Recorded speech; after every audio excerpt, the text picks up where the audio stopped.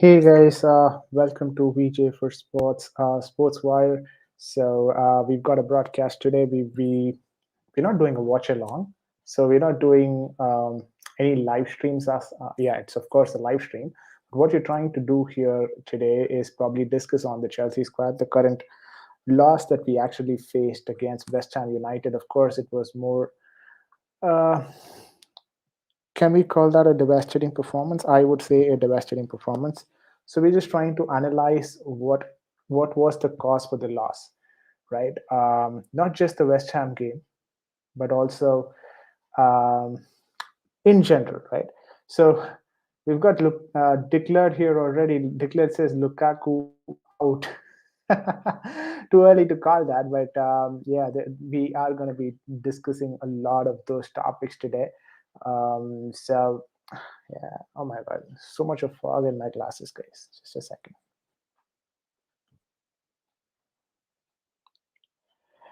Yeah, like you know, this is always an open stream. So if at all you want to hop in and have your say, the link is in the chat window. Yeah, of course.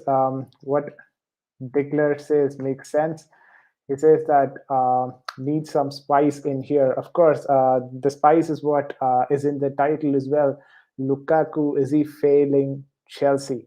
There's a lot to discuss actually when we talk about this. Maybe the system is not something Lukaku is used to, or maybe he doesn't fit the system properly, or Tuchel hasn't developed a system that could include Lukaku, predominantly or featuring Lukaku predominantly. I guess there's some grains, right? Just a second. Yeah, sorry guys, some grains on the background. My bad. Let me quickly remove that.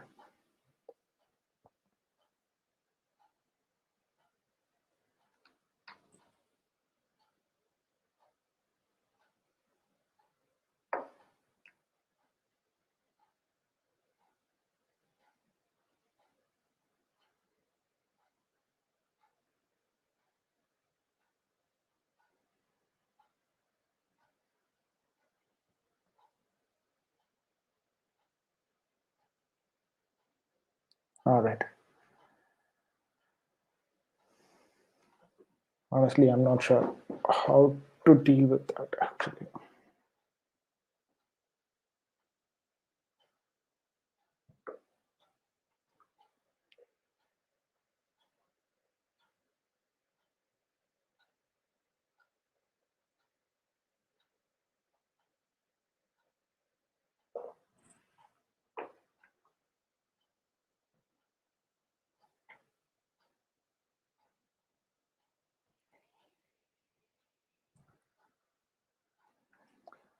I hope it's all good now, guys.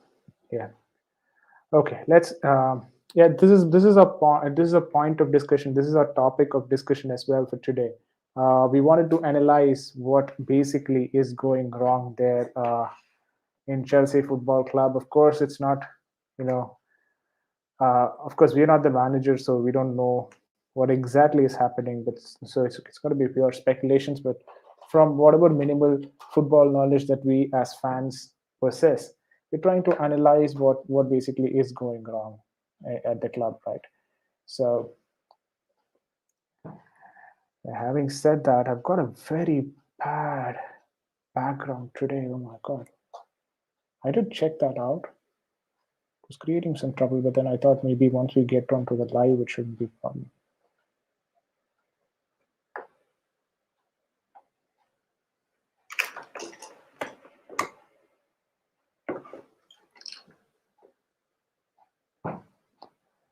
Okay, as of now, it seems to be a bit okayish. All right. Having said that, guys, this is what we'll be discussing today. Um, not just about Lukaku, as well as the system that Chelsea has been following, a 3-4-3 system. Of course, it is not a system that, yeah, thanks for the confirmation, Declare. So Declare says that it's all good now. He says that we need to add some spice in here. So understood. So These are the areas that I'd like to concentrate when it comes to today's discussion, right? First of all, Lukaku. Should the system um, fit Lukaku, or should Lukaku start trying to fit himself on the system? That's the first thing that I wanted to talk about.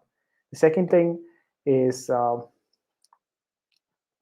Hakim Ziyech's recent performance, the recent run of games that he's been through. He's been through some decent run of games.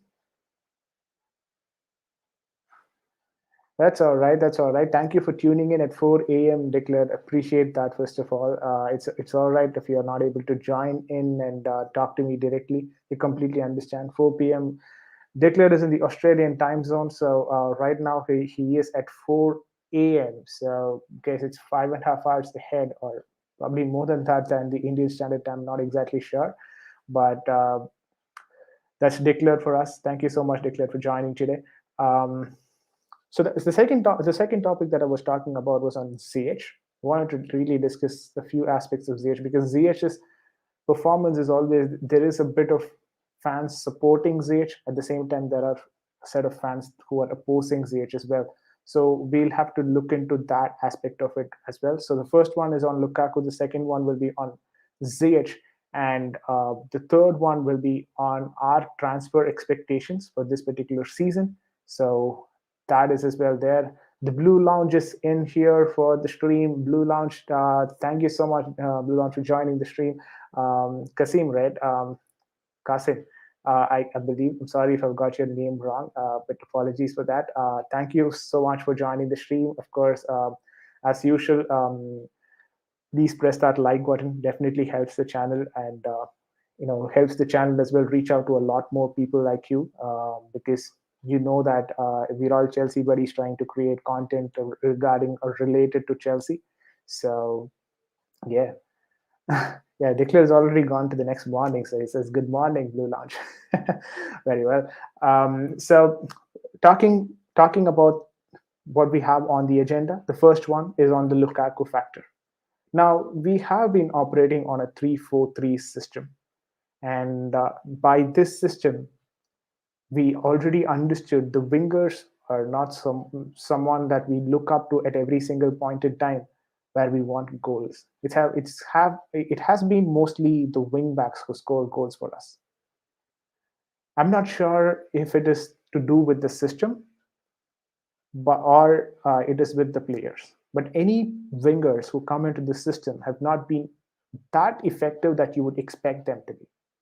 So this is what I'd say, right? This is a wing back based system because when we attack with 5 players, and the wing backs become the extreme, right? So they are the one who are going to be either delivering the cross, or they'll have an option to shoot as well. At the same time, when we fall back, the wing backs have to transition back to the defense line to support the defenders, and the back three becomes a back five in terms of defense. This is how we've been operating. Tuchel has been using the system quite flexibly because of wingbacks have been that flexible.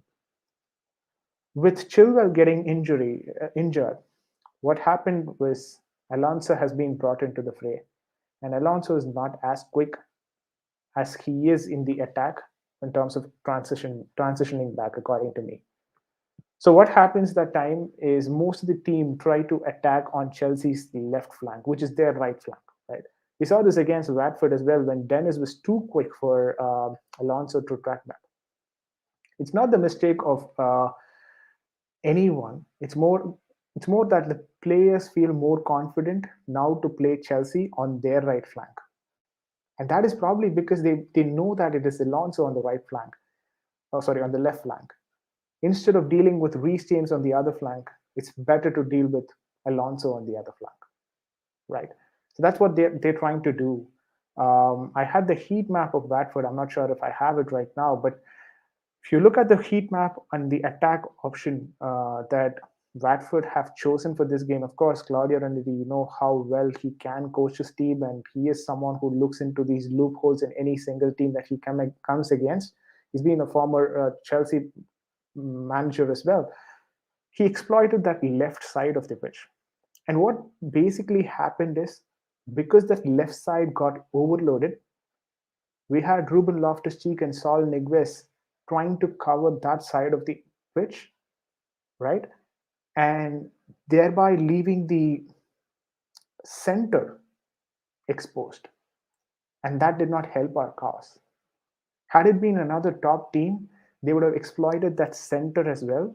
But since it was Watford and they didn't have a lot of people committing to the attack, of course, there was Joshua King who tried to attack us from the center and also from the other flank. But there was not a great coordination between Dennis and Joshua King, which was probably the reason why we actually won that game, if I'm to be honest, because both Ruben Loftus-Cheek and Saul started drifting wider, leaving the center midfield area completely exposed. And remember, at this point in time, we are not in a three, back four. We are in a back three, which means it is basically an overload on Rudiger, Silva, and Christensen. And at that position, what happens is Rudiger is not sure if he has to attack, if he has to support Alonso, or he has to come to the center to support the one who's going to come in the center. So he was basically confused at that position. And it's not his mistake as well. Everyone is trying to cover there for Alonso and probably there. And that is not helping the team, right? Declan says at Sportswire, sorry, Vijay, I hate to put you on show on your own stream. Wingbacks coming back isn't the priority as the top five, as the five players that are back are CBs and mids. Isn't the priority as the five players that are back are CBs and mids. Yeah, I mean, when we have the midfield, Ruben Loftus-Cheek and Saul Niguez for that game, for instance, declared. These players were completely out of their position, thereby opening our defense is what I'm trying to say. Those five players should deal with any counter. So basically, they were not able to deal with that counter because they had to cover for either Alonso or on the right flank as well. That's what I was getting at. So basically, what happens is it's just become the three men who are trying to do the exact defensive duty. Tactically, the one of the opposite wing back can sit deeper. Can sit deeper is Rudiger goes for the run, or a mid is higher up, etc. Yeah, exactly. So you'll have to. So this is what when I was talking to Jem the last time as well, we were talking about this exact point.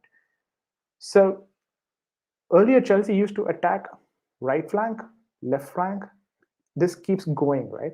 Right flank and left flank every single time. We generate through right flank and then we move on to the left flank. This is something that we kept repeating. But now what has happened is the right flank keeps pushing, but at the same time, the left flank is not able to push as much as you would like it to.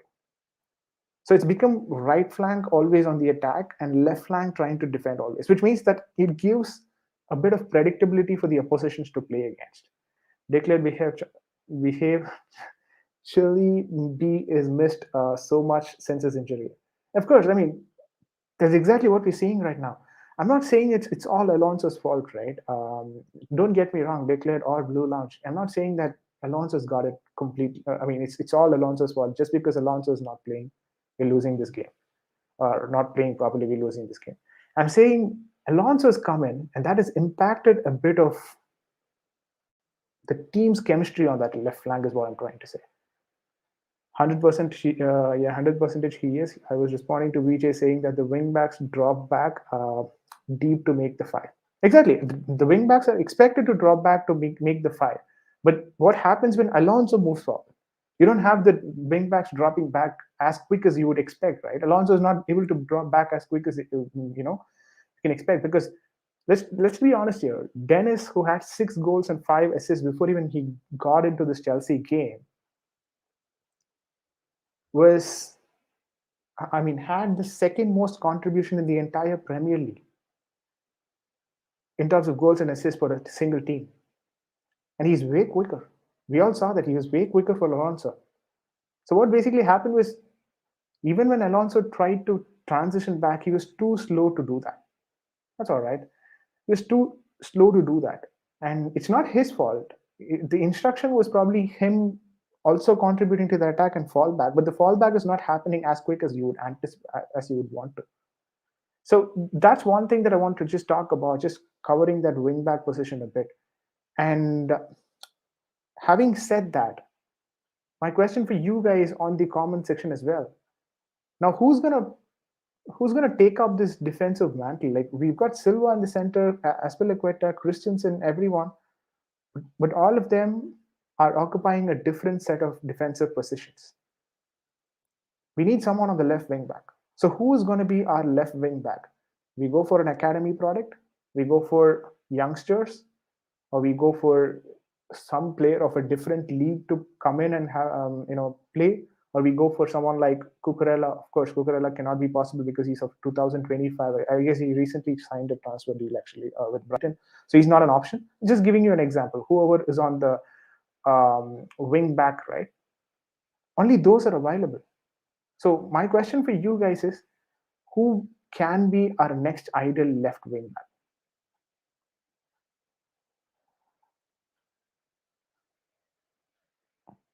Okay, I'm not sure how I'm going to pronounce this. Probably wrong. Couch critic, correct me if I'm wrong. Zalai. Let me go with Zalai if I'm getting it wrong. Apologies for that, guys. I'm not used to pronouncing names which are looking more of Russian or Czechoslovakian or Yugoslavian. I don't know which language this is, but Salai or Salai, either way. Um, so Couch Critic says that it's Salai. First of all, Couch Critic, welcome to the channel. It's a pleasure to have you as well in the channel. A lot of people from directly from the GNA TV has hopped in. Um, I have to run good luck with the stream. Anyone seeing this, comment please. Yeah, please comment, like, share, subscribe. Nick Blue as well has joined the stream. Big up Sportswire. Declan, I'm coming for you.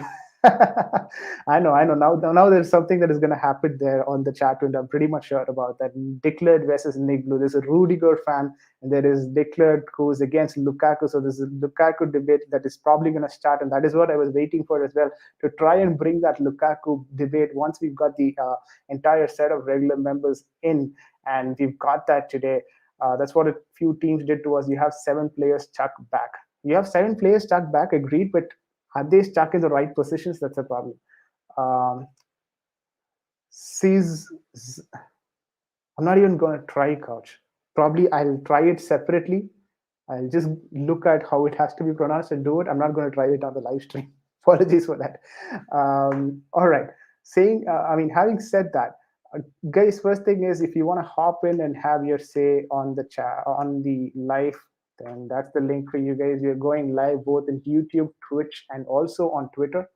So any medium, if you want to hop in, it's always open.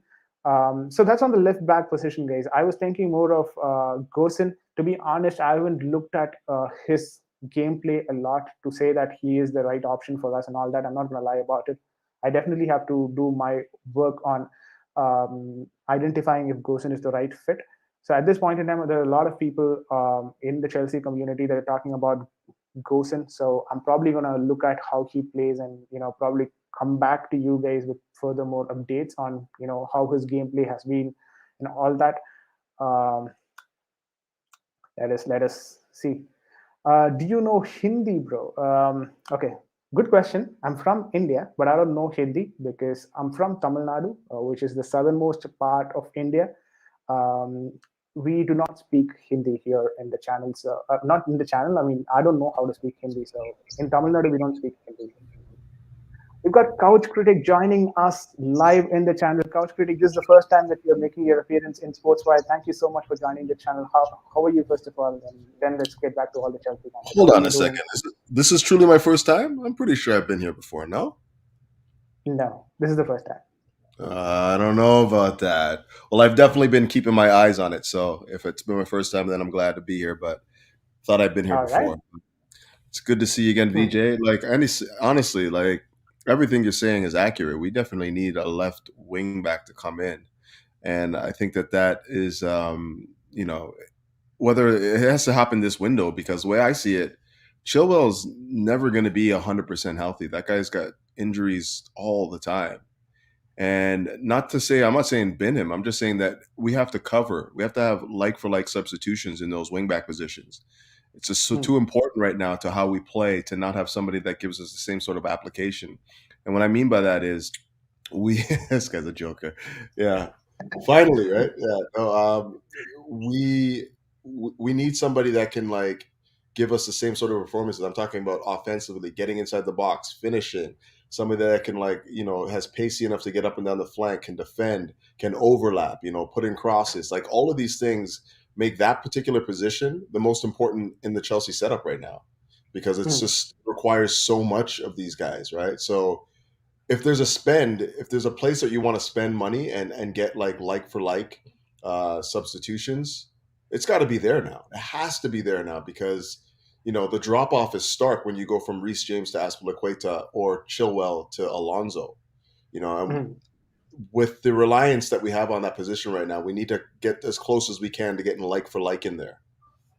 Yeah, makes sense. But can we attribute this particular loss or the level of performance that we're seeing over the last 1 month just to that left wing back position, or it's more of the system itself not functioning appropriately?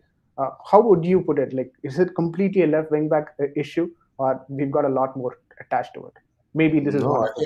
think I think it's just the wing backs. What we require from the wing backs right now makes this team go. They're providing the width right now too. They're providing the box presence. They're providing the crosses. Like all of these things are coming from our wing backs. That's what I'm saying. It's the most important position on the pitch right now. And when we don't have Reece James and Chilwell, we are sorely, sorely lacking quality, especially in the final third. Hmm. So yeah, I think it's paramount that we get that sorted in January if we still want to be contending for Champions League and the Premier League. Like there's just no getting around it. There's just no getting around it for me. Agreed, agreed. Nick Blue, what are you saying about this left wing back situation? Yeah, hi On your chaps. mind? Big up, Good. Nick. Hi Crouch. I like Crouch. He always talks sense. Always like Yeah, you. yeah, I know that. I Always. know that. I mean, there's Yeah. few people that we I, know that, okay, fine, he this guy, never if he's bought. going to talk, I'm going to listen, right? Yeah, he's very good. Yeah. Anyway, yeah, we need to get a left wing back cover in January for sure. So I think Gosens would be a good idea if we can get him. That is, or we have to bring back Gilmore and Gallagher and try someone else out till we get Huh. Chilwell back. Okay, good thing that you brought in, and I can easily probably segue into that, right? So what you're saying is if we bring in Billy Gilmore or, who was the other option that you're talking about on the midfield? I'm Sorry. not sure who. So you were talking about bringing in Billy Gilmore Yeah, and another bring Billy midfielder, Gilmore and Conor Gallagher if possible, Conor Gallagher. So what you're saying in essence because is if we sort out a midfield now, our left yeah, wing back because well, situation look, will. Jorginho is playing with a knock. We have too many Mhm, injuries. Kanti, mhm, so I'm sure Tuchel can find a way mhm. to cover for the Chilwell miss. He's not stupid. He knows he must know what to do Okay. because we have Yeah, too but what many if that? injuries. But Nick, what if that option is not at the club right now? Like who you say he Yeah. can cover for, but you're saying put Saul out there? Like No, I don't trust Saul at no. all. Saul has to go back. He's not. He can't play in the Premiership. He can't play.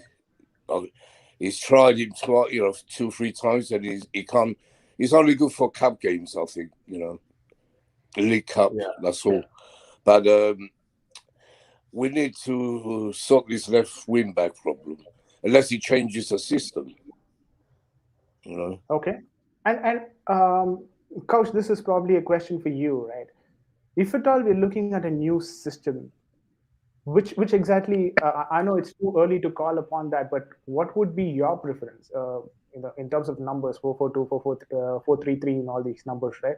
What would be hmm your preference given the current Chelsea squad that we possess right now? Taking into all the accounts of the injuries and stuff. Oh man, I I go off the box all the time, and people like I don't know if people like agree with a lot of what I say, but it's kind of I think we just got to go with the strength of the squad right now. Right now, the best shape that we can play, given what we have in the squad right now, is 3-1-4-2.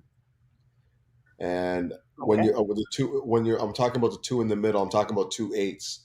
So Mason Mount and Reece James, and then you have Jorginho as the one holder. And then on the 3-1-4-2. All right, just give me a second. 3-1-4-2. Crash, Just a did I hear that right? You said Reece James? No, sorry, Ruben Loftus-Cheek. I was going to say, yeah. Yeah, Ruben and Mount and the 8s. Jorginho holding. Change the color first of all, man. I don't like seeing that red. All right, you're not getting the Chelsea feel, is it? That's it. There we go. Yeah. Nick I'll Blue, get you it. got me out of bed, mate. Yeah, you should stay out of bed. Too much sleep is not good for you. Yeah, maybe get some sleep. You get some better opinions. It's first to be on the show. We have to support Sportswire. Don't forget. Yeah. So that's why you got to Thank you, talk a lot guys. more. Keep me awake. Is this what you're suggesting? Ideally, yeah. Yeah, exactly that. Exactly that. All right. Okay. You know, Crash, And we kind of play that in a lot of aspects. You know that? Yeah, I but think it's our just the formation is more of inverted. You are right, because even the game against Watford, we went to that shape at the end. And No, but like, effective. I mean during transitions. Yeah, but like it's just like when you're playing with 2 6s in there, like they think the game is 6s. Like I don't think that we could. I see what you're saying, because if you put Mount in there, and I think that just the mentality change from playing a 6 to an 8 is stark, especially with Ruben Loftus-Cheek.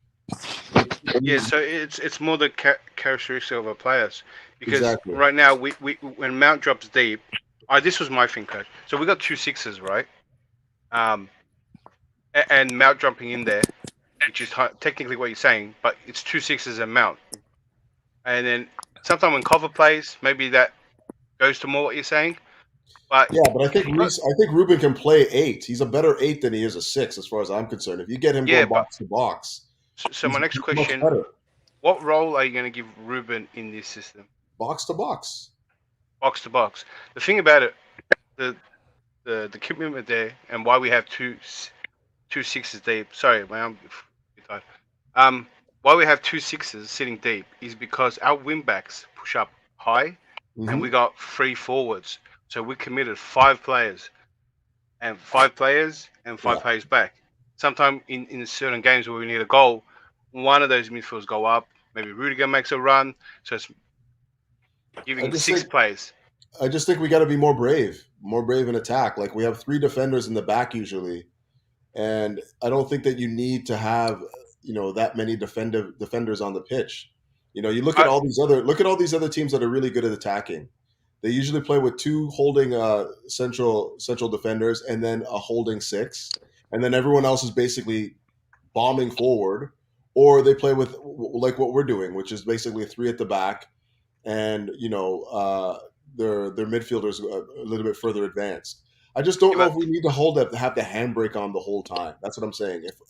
In the current setup of this team right now, I don't know if we could play that 3-4-3 effectively anyways. So what's the alternative? Can we play 3-4-3 effectively? I don't think so. No, because we play variation. The basic thing I'm getting at is that the number of players committed. So even though what you mentioned before, I do agree. We probably got too many defensive type players, right? With defensive characteristics, right? But it's how many players you commit. So even those other teams don't commit more than 5 players in attack. What? Not even Man City. Liverpool and Man City? Oh, dude. There's 5, so many more than 5 players. Rodrigo is always flanked by what's his name? Diaz and whoever the other right back is. In Pep's system, right? Those fullbacks tuck in. Yes, they do. So he's attacking 5. The 3 up front plus the 2 midfielders, like De Bruyne and Gundogan or something like that. That's his 5. Yeah, but it's not asymmetrical though, because you see Cancelo get way forward. It's only really that the guy that holds is So when Cancelo goes up, one sits back. So what I'm getting at is so it's not asymmetrical. It's not. It's how many players should go forward in a type of game, right? And who does? And when someone does, someone plays a different role. So like when Cancelo goes up, it doesn't mean he becomes a 6th player up. No, he becomes a 5th, and one of the midfielders drop deep. or someone else drops deep. The thing is that people know when someone is in a certain position, someone else covers, and this goes throughout the whole thing. It's not as simple as I just put it as one way. It's how many numbers. So that's why I asked you. So if we're gonna play where you're gonna play, right? Mhm. And if I'm too cool, like I'm making it out, and I want Loftus-Cheek to do what you just said, right? So then I gotta pull back. I gotta tell. So when you got Loftus-Cheek and Mount, right? Not both of them can't go up, or if they do, then maybe James can't go up. I don't think Right? that And that's only a one problem win even back. though. You know what, Declared? I don't even think that's a problem. If they both Yeah, go, yeah. So I'm trying to adjust to what you're saying, but okay, I'm let trying me to get show you the you full it. Let me show scope it to you then. Let me show it to you. of If they both someone's go, going to miss out. no, nobody's going to miss out. If they both go, even if Rudiger goes, okay, you got Silva, Jorginho, and Chalobah to cover. I just think you need three at the back at all times, right? Who that three is doesn't really matter to me. Rudiger can go and overload the left flank, and you can still have three at the back and still be safe to counters. It's not like people are just completely going to forget about their defensive responsibilities either. So if Rudiger moves forward, who will you have in the back? Well, it would be Silva goes over. We slide it over a bit. It just kind of like shifts a bit, and then Jorginho falls in the middle. No, but how many do you have? In the mid and back. Three. When we're attacking. Three. If Rudiger wants to get forward, yeah, three. So what you're gonna commit 7 players? Yes, I am. No, I'm going to do that. I am going to do I don't think you, Coach. I don't think you really thought it or looked into. Bro, what's the problem No team with that? does that, bro. It's a massive. You know how bad you get hit on the count. You will lose. Yeah, if you lose control, if you lose possession of the ball, like Pep does, you either foul or you rely on your defenders who are strong defenders anyways. It's not like players. How many teams break with 5 and 6s when they're being counterattacked? How many? But teams? you don't need a break with that many players if you got 3 in the back. 2 players is enough to counterattack in 3 in the back. 2 players that counterattacking can break down 3? Yeah. I don't think so. They're trained to make 3. And if there's a situation where it's 3-on-3, that is deadly. What I'm saying is that there's a situation, but our ball retention's so good anyways. You have to take that risk. No one does this, bro. Like it's too risky. Like I don't. There's no team in the world that does that. That. I should show you where Man City's average positions are for their players. Yeah, but they don't commit 7 players. It's a give and take. Like I said. So their main attackers are the 2 midfielders and the 3 attackers. Now, if the fullback makes it up there, one of them drops deeper and doesn't commit, because having more than right now for the number 5 players is kind of popular. Okay, but where do you think what's his face? Who's their right back? The English guy. James. No, not for Chelsea, for Man City. Walker. Yeah. Where do you think Walker's average position is on the pitch? He's basically where Reece James is for the most part. You know that, right? Yeah, but he tucks in as well. Yeah, and he tucks in, exactly. Yeah. So what I'm saying is that in Man City system, right? It's a 5 attack, but fullbacks can go up and midfielders can drop deep, right? So it's very it's system based, right? So if someone goes, but the number is still 5. Like they still attack with 5 and have in the midfield and defend. Okay, they don't. When you say if they're losing, when you say 5, you're saying 5 in the final third. Yeah. Okay, that's fine then. That's that's basically what I'm saying too. That's why actually how many in attack? Yeah, but 5 in the final third, but you still have Reece James and Mason Mount who can attack the box as well. 2 for the rebounds, basically. Yeah, so how many 7 players?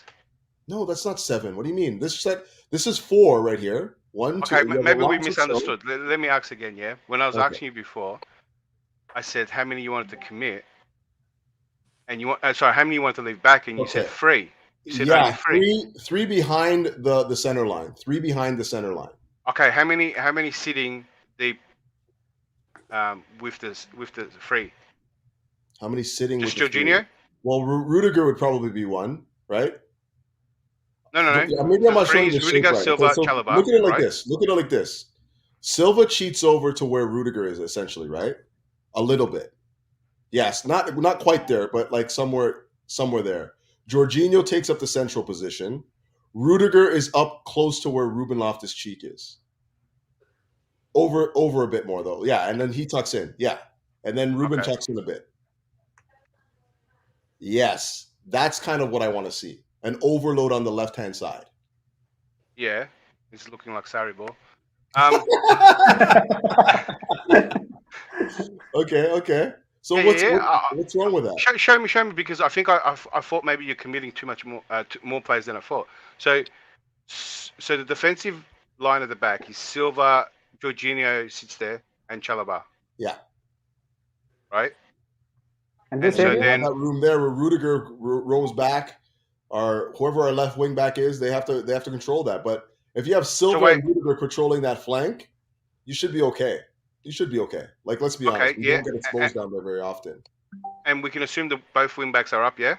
Yeah. All right. And now Loftus-Cheek and Mount just sit there? Well, they attack the box as well, right? Whoever goes, one stays, right? So okay, now we're getting somewhere, because I thought you wanted to commit both.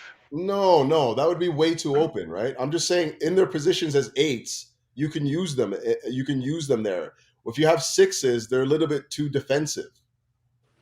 Well, I'll tell you how we play similar to what you're just saying. Yeah, it's a bit different. Yeah.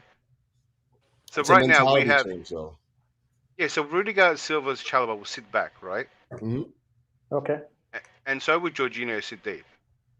Mm-hmm. And who's playing for Jordi? Like, let's say, who we're going to play? Loftus-Cheek? Loftus-Cheek kind of sits there anyway-ish, right? As he progresses. And then Mount will be more in the middle as like a 10.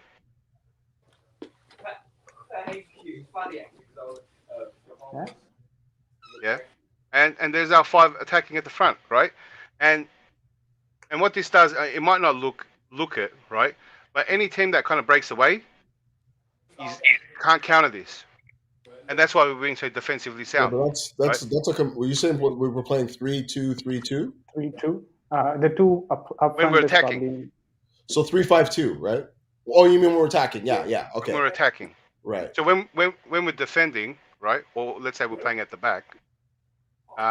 So the wing backs drop to about there, yeah. And James lower too.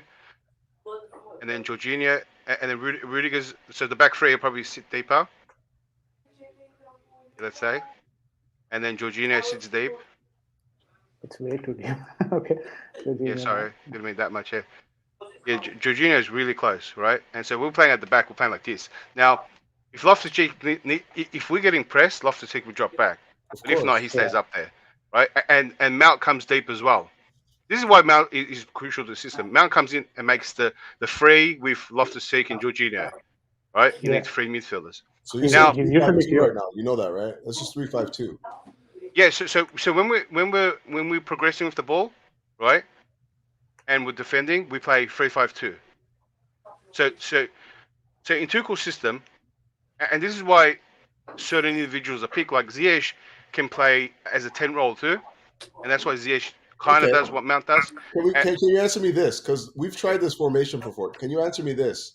Does this formation work with Jorginho, Kante, and Kovacic, where RLC and Mason Mount is? Why it didn't work is because not one of them really. They're not box to box, really. Well, yeah. maybe Kante. Well, I think Kante and Kovacic was meant to do it, and found they got stuck. They'll rigid. But the concept of Tuchel's system, even without them, even right now, this is how we play. Yeah, but don't you think that it's the mentality, right? Because when you put Mount and Ruben Loftus-Cheek in there, you have attacking 8s in there rather than like holding 8s. You see what I'm saying? That's the difference for me. Like the mentality of the player is to be an attacker. Like Mason Mount thinks about attacking first. Ruben Loftus-Cheek thinks about attacking first. Yeah, not mentality. You're talking about their mentality is not that. You know what I mean? Not mentality. You're talking about pure characteristics. Sure, mentality, characteristics, like temperament on the pitch, all of that. Yeah, look. Why I don't say mentality, because Tuchel, the manager will give him a role, right, and tell him to do this, so and so, right. Now, and also has to match the characteristics of a player because he has to do that role. Now, if you want to tweak this, because this is how we've been playing. So who do we take out with him? Mount? Oh, you change him out to cover, right? Now Yeah. now you expect Cover and Kante to help one of the three as the wing backs push up. Now where we got stuck is that not there. Kante and Cover ended up so deep. There was no link to Lukaku, and who was playing for Lukaku at that time when we played? Werner. There was no link, and we got caught out. Every time we try to get the ball to him, we got nothing out of it, and that was where that failed. But where Conte plays the system, right, and he plays kind of like what you're suggesting, and he plays long balls. As soon as he gets it, he counters with it. And that's why he likes a big striker. He had Llorente and what was that other? Set of Q. You guys remember that really tall Italian striker? Oh, he wasn't Italian though. You're talking about Or was he Portuguese? no, I think he was like Eastern European. Was he? I thought he was Italian. Quagliarella. Olsen? Quagliarella? He's not big. He was really tall. He used to play for Chelsea. Who's this person? Who's this person that you're talking about? Did he play for Chelsea? No, he played for Juventus. Played for the Italian team. He had like a little spell at a tournament too. I know you're talking about Quagliarella. Was it Quagliarella? Like yeah. But that's not the guy I'm talking about. He was linked to us. He was linked to us. He's just big. He was the size of Llorente. But anyway, that's why it's so crucial for Conte. And if Kane leaves, and he's still there at Tottenham, he's going to ask for the same thing. So they play long balls. So if we wanted to do that, then it changes everything for us as well. So we'll have to basically play Conte. But I feel we're playing a better way under Tuchel. It's more attacking. Conte is a bit more sitting back and relying on the quick long ball counter. But now we can progress the ball. But where I agree with you, Crouch, is that when we could take out one of Kante, Jorginho, Kante or Cover to Loftus-Cheek and do what you're saying. You mean this is Dennis speaking? Hi, Dennis, how you doing? He's not. Yeah, okay, he's gone to a Teams meeting probably. Yeah. All right. Wayne, we've been talking for ages. Yeah, that's all right. I mean, it was, I just posted in the Discord as well. It was more or less like a technical fest here. Both Declan and Couch Critic talking here. It was a very interesting conversations. Me and Nick do. We thought, let's probably observe this. Let's probably see where it actually leads to. So we've talked about this particular systems that we're probably trying to adapt in detail. Now let's get into the options that we probably will have in the winter transfer window, right? So who are we gonna go for? Left wing back or a midfielder? If so, what's your reason behind it? And who do you think will be the priority? Should be the priority, actually. Left wing back has to be the priority. Mm-hmm. But like I said, I don't know who's going to be available in January, so we can get a loan or something. It depends who's available, really. And whatever happens, we should bring our loan players back. At least Gilmore, maybe Connor Cole. I actually wanted to ask you guys about this probably because Nick particularly he's been watching Chelsea for ages now. So is it really possible to get people from the loan? I know it's practically possible. I know it's theoretically possible, but does this really happen with Chelsea? Have we done this before? Well, bring loan players. Yeah, this mid-season. We don't even know if it's possible. Because the player has to want to come back as well, has to agree to come back, and it has to be in their clause. It depends who's available. I don't know. Yeah, but it could be. It depends what's in their clause as well. So yeah, maybe exactly. You can't bring him back, even if you wanted to. Unless we find someone and buy someone in January. I think we need to get someone for the left. Yeah, for sure. Because Chilwell won't be back. It's not even that Nick Blue. What if Alonso gets injured? Yeah, if he gets injured, we ain't got no one. So that's what I'm looking at. I'm looking at that. That And Alonso could get injured. Alonso could get a red card. Alonso could and do also anything. can have go really bad form. So there's a lot of things. So We if you need- bring in, if you're planning to bring in someone new, someone not new, I mean someone from the loan, would your option be Emerson, or you've got someone else on your? I was saying, Emerson, we should have never let him go on loan. Now we need. We have to let one of them go. Yeah, he wanted playing time, but Emerson, it'd be a good idea to bring him back. I prefer Emerson than putting Alonso there at the moment.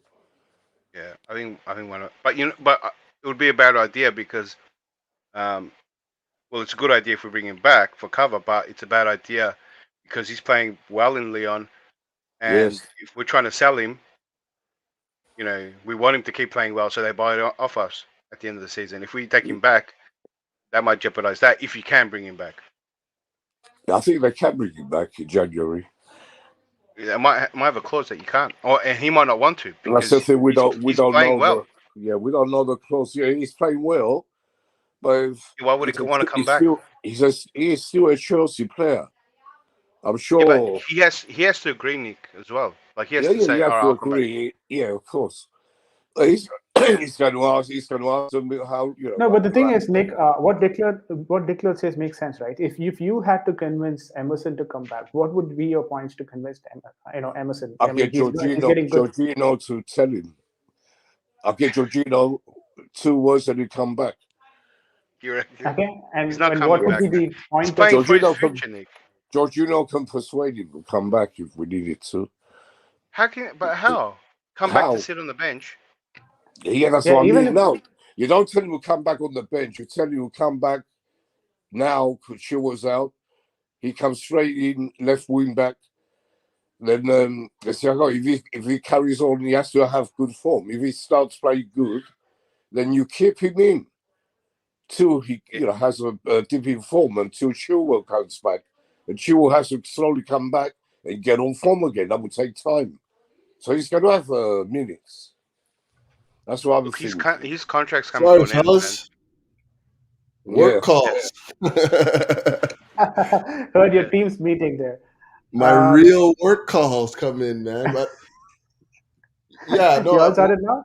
Did I miss everything? No.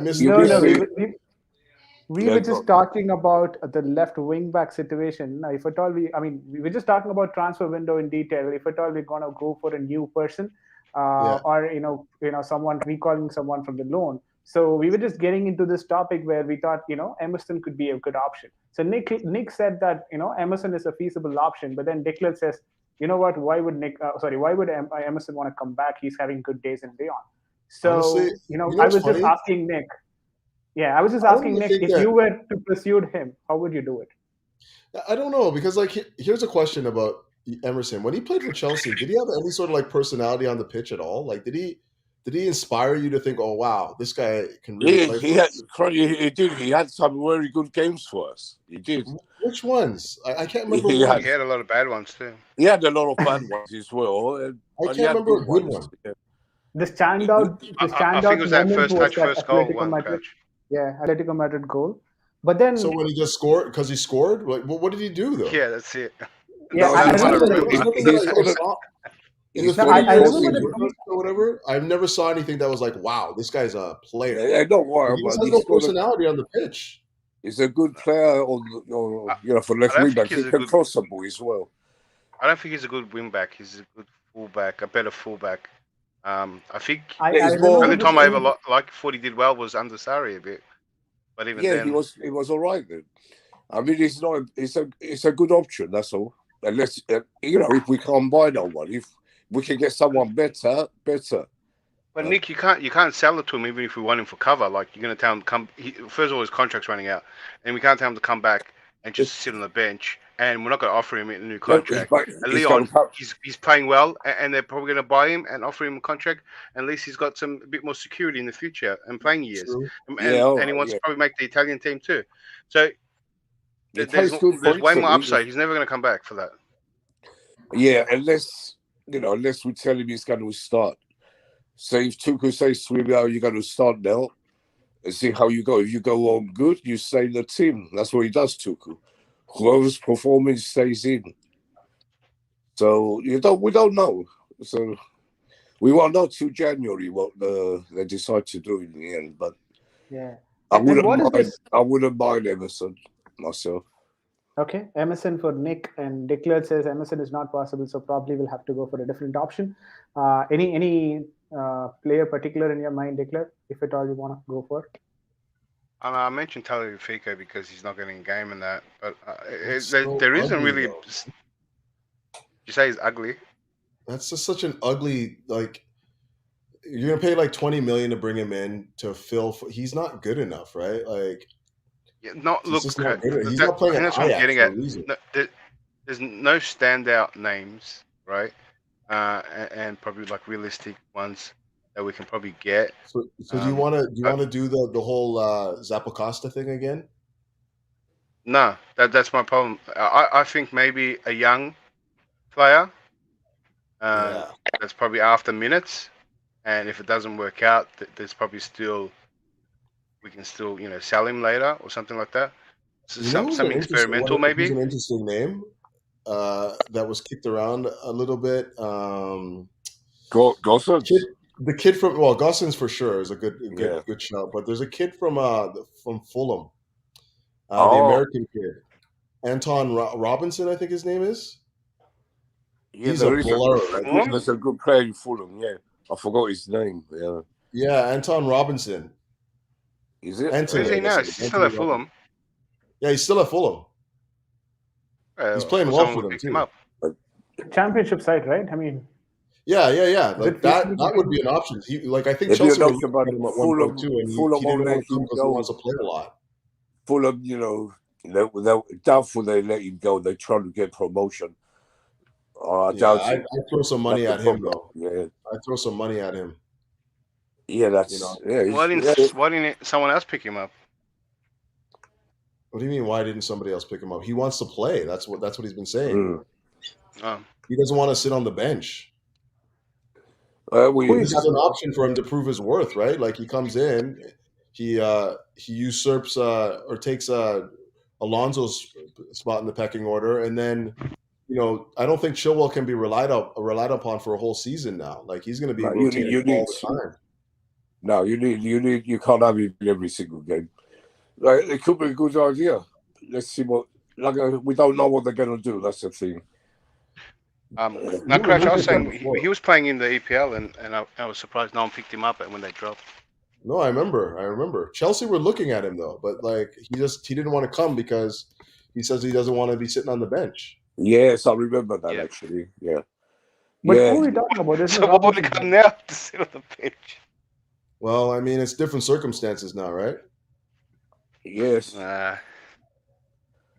are we talking Chilwell's about? still gonna There's come no back. Robinson on the here. Here's a link to his when Chelsea were interested in him. What file is it? We've got Nathaniel Chalobah there. You want to bring him in? For what? Brother sister combination. Sister. Oh my God. Brothers combination. Who's the sister? Which one's the sister? Brothers combination. Anyways, so what is this talk about? I still cannot pronounce that name, Couch Critic. Come on, you were the one who said his name. Who? Mahler? No, Zelai. Zali? The Turkish Ziyech. player, Turkish Hungarian. Yeah, All right, like he's so- another option too. I mean, a Hungarian that plays. Turkey. Any specifics as to why we would want to Is go? he for him? Hungarian or Turkish? He's Hungarian, plays in the he Turkish plays for league. the Turkish team. Yeah, I've never seen him. I think I see him. I remember when Hungary were playing in the Fenerbahce, international. is it? But we didn't see much of him because Hungary were always on the losing side. I never seen anyone come straight from. But I don't the believe. I Turkish don't league and go believe. I straight don't into the believe EPL. we're after him. I don't believe on that news that we're going to buy him and all this. I don't believe it. I think he might be another Malang Sarr. Get him and loan him out or something ridiculous like that, just to make money off him. Yeah, 'Cause he's still young. Yeah, he's still young. And the problem problem is we need someone to be there, for, just in case Alonso gets injured, or if he doesn't get injured, we need someone better if we're going to go for the league. So I'm sure Chelsea want to win the league, so they're going to have to buy someone. Exactly. Yeah. Okay, now completely off this topic, right, about this transfer stuff and all. What's with Lukaku? I mean, do we change the system or should he adapt to the system? Who? No. The team has to adjust to Lukaku. And Tuchel has to find a way to get the best out of him. Why? Why doesn't he adjust to the system? He's a manager, Declare. Tuchel has to make it work one way or the other.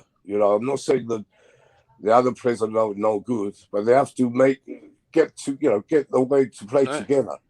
Nick, what I'm saying is the system is more important than Lukaku at the moment. No, but we don't have someone to get a lot of goals. That's what we bought Lukaku for, to get goals. Yeah, so what I'm saying, I'm not saying Lukaku shouldn't play. I'm saying Lukaku should adapt to the system, or it should be tweaked for him, but to completely change the system just for that's him. What I'm saying. Yeah, you're right. It's the manager. I don't understand what the problem is. Yeah. Why can't we run with two different systems? That's right. It's good to have two different systems, so other teams can't. So how much different is the system? Well, it has to accommodate his skill set and his strengths, right? And what I'm saying is, you don't buy £100 million player without an idea of how you're going to use him. Like, that doesn't make any sense to me. You don't put that kind of money down and not try and build a system around him. Like, that's the focal point of our attack. I'll tell you what I think has happened, right? And I mentioned this in Jim's stream just earlier, is that Tuchel and Lukaku would have met, right, before transfer. And they would have explained how he wants him to play. And I'm pretty sure, right, that Lukaku said he wants to play in the way we're playing. And probably showed him the system that we're playing now and showed him how he wants to play. And I don't think Lukaku has been filling that role as well as he should be, or what he promised he would do, and what he agreed upon, right? Now, you can tweak the system, just like how you were doing, Crouch. You didn't change your system a lot, right? What you wanted, because you wanted extra 8s in there. That's not a massive change. The fundamentals of the system are still there. But how much are you willing to change for Lukaku is my question. Well, do you have to change that much though? Like, that's what I'm saying though. I don't think that it needs a massive overhaul to get him firing, because as many people rightly said, he was really just coming into it right when he got injured, as far as I'm concerned. Like, his movement, the runs he was making, all of that stuff looked really, really good. And unfortunately, the injury set him back, because not only does he miss games, like games that he probably would have been banging in, but he also lost fitness because he couldn't train. So he put on maybe at least a stone, well, maybe not stone, but like at least 3 or 4 pounds. You know what I mean? So yeah, I think that's a problem that he faces, a weight problem. If he doesn't, he has to put a lot of emphasis on staying fit, which he doesn't have Kodak to slap the food out of his hand. Yeah. Now, so that shouldn't happen too. Like, you can't be out for a little bit and straight away start putting on a lot of weight, because that's going to be harder for him as he gets older. I just think, yeah, it's definitely going to be a problem going older. But like, if you're not training, if you're unable to keep yourself fit, and you're just sitting on the couch, it's going to happen, dude. Like, there's no getting around it. These guys eat well, man. Like, they shouldn't be putting that much weight. Dude, but I know if you're not burning off calories, you're going to put on weight. Like, he couldn't walk. You saw pictures of him sitting in his couch with his leg up, and he's got like a boot on. Hey, but I read, like, so when he talked about his weight issue at Man United and the diet that he's on and all that, I forgot what it was called, Ballastoni or whatever diet that Conte put him on, some Italian diet. Keto diet. Was it the keto? No. It was an Italian one with a lot of white meat, and he was even eating those plant-based pastas. So like the only little carbs were even plant-based and stuff like that. And Yeah, it was based around a lot of white meat, and so he talked about that. I mean, the problem that he has is that he likes his food, and so he tries to sneak, like he loved gnocchi and that, and he used to talk about that. So I think that added to what you just said. When he doesn't move around, I think he sneaks in some meals that he's not meant to have, It's and I possible. think It's possible. I think he doesn't have the discipline because it's.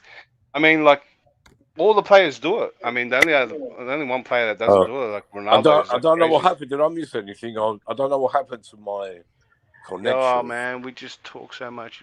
Where'd you go?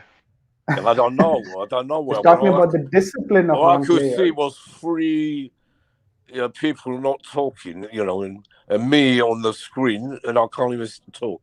I don't know what happened there. Yeah, Internet. VJ put you in timeout because we're talking about Lukaku. Oh, I thought you were never knew talking that. about Rudiger. If Rudiger, the alarm would Rudiger. have went off.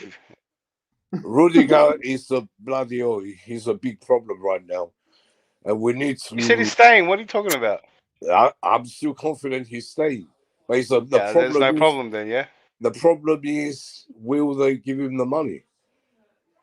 That's the problem. That's based on whether or not he stays, right? So if he Yeah, stays, it is. Look, coach, depends.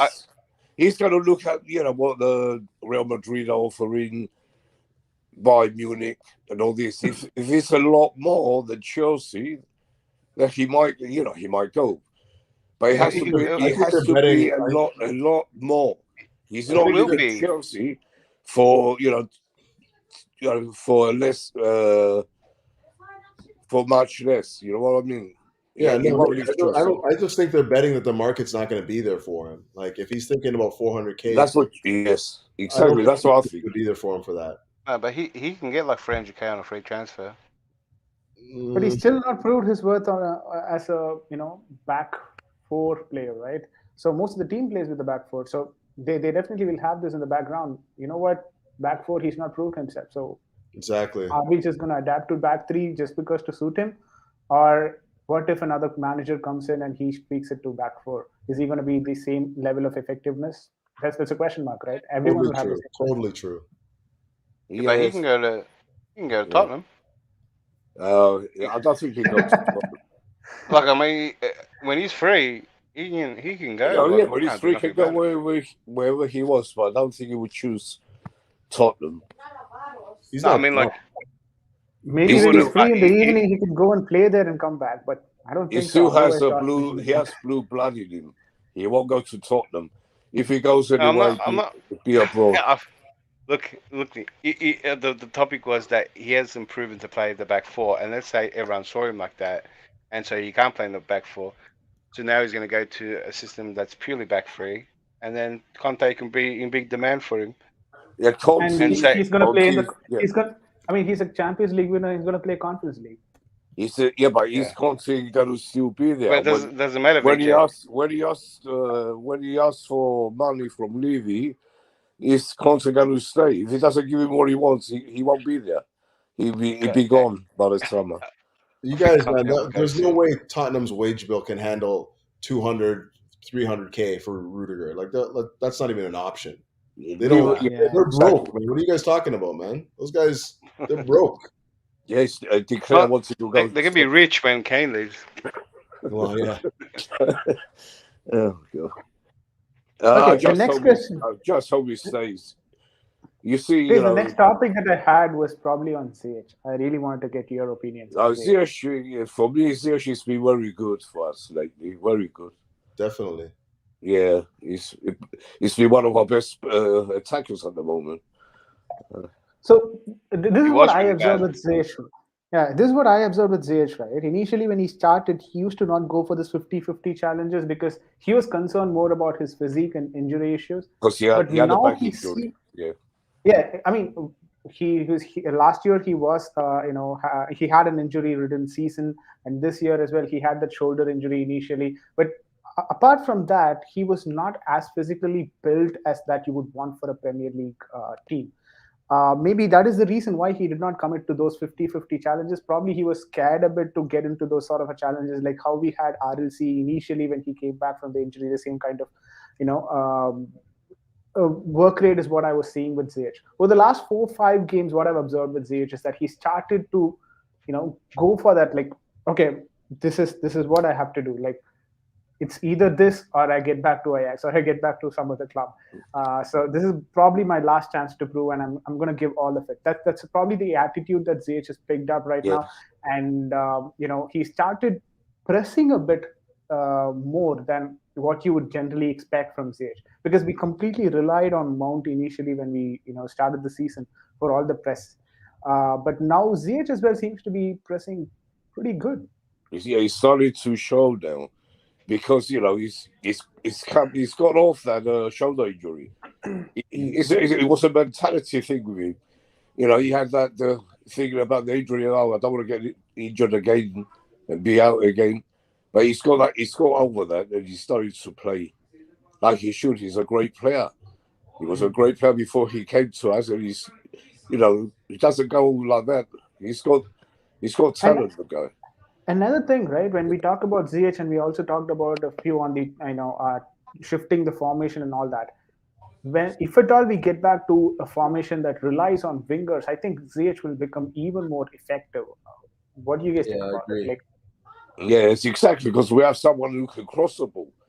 hmm, Yeah, we need him. We got a whole bunch I of would like to wingers. see Ziyech Werner and Lukaku try that, when Werner's feeling a lot better. but Werner, can he cross the ball? Can it? No, I mean Ziyech. No. Now, Werner won't. We don't have anyone on the left Werner flank can to cross do the that. ball when he goes for a he can't shot. cross brilliantly, but Probably he Cho, can actually. play on the wing. He can't play with Lukaku. We have Ziyech, Lukaku in the middle of Werner. It could be a good try, something. I don't know. The left side seems to be still. I'm not convinced with the left flank. Like, we just have Cho. We don't have anyone else who can actually cross the ball. And Cho as well is not really He's a not good crossing the ball. That's the crosser problem. of the ball. Yeah, he can do it for twice or thrice, but then he doesn't do it on a regular basis to say that what he can do that. Maybe He that's needs probably a his, reason as well why Tuchel is not going for a 4-3-3 system. yeah, maybe, yeah. But it Yeah, could be. changes everything, VJ, if you do that. How so? Yeah, we need to have a right mid, left mid, and all that. Makes sense. You're going to play 4-3-3, is that what you said? Yeah, I said a 4-3-3, probably not a flat one. Having two up top. Probably like this, right? What would be the fundamentals? Is different 4-3-3s. Sure, just a second. Sharing my screen now. So it looks like Kai Havertz is fit enough to travel tomorrow too. And also, That's good. Kovacic has returned back from his injury. Yeah. He's back on the field now. So I was talking about. You think he plays? Who? Well, Kovacic? I don't think so. Yeah. He's back to No training way. probably I next hope week. not. I don't think he's not ready yet, is he? But if he's on the problem is if he's on the bench with 5 subs. Yeah, I hope he's on the bench at least, so he can come slowly back into it. We need them. We need Kanti, Kovacic. We need them badly, really badly. Yeah. Something like this, Declan. I mean, I've not got the players aligned yet, so I just given you the shape. Lukaku at left side? No, I've not got the players yet, right? I've not got the players okay. arranged. I just got the shape now. Okay. Yeah, I just got the shape right. Yeah, that So shape. what- That shape. Yeah. How would you want to play in that shape? Like, there's different styles of this shape. So that's basically Liverpool right there with the wingbacks press forward. Well, it's Liverpool and it's Man City, but it's two very different teams. There's defensive 4-3-3s as well. That's why I asked DJ, how would you take what the team knows and how would you want to play? Because Lampard, he was really trying to be like Liverpool, though. Oh, totally. Yeah, I know. I was thinking more of. Yeah, the players aren't important. I think I just it want would to be know probably like how you want to play this what system. I'm trying to say is more around the Liverpool system. Probably gonna dependent on this country. So you want to play Liverpool? I want to play like Liverpool. I want my team to play like you. So there's something there because Lampard wanted to play like Liverpool, right?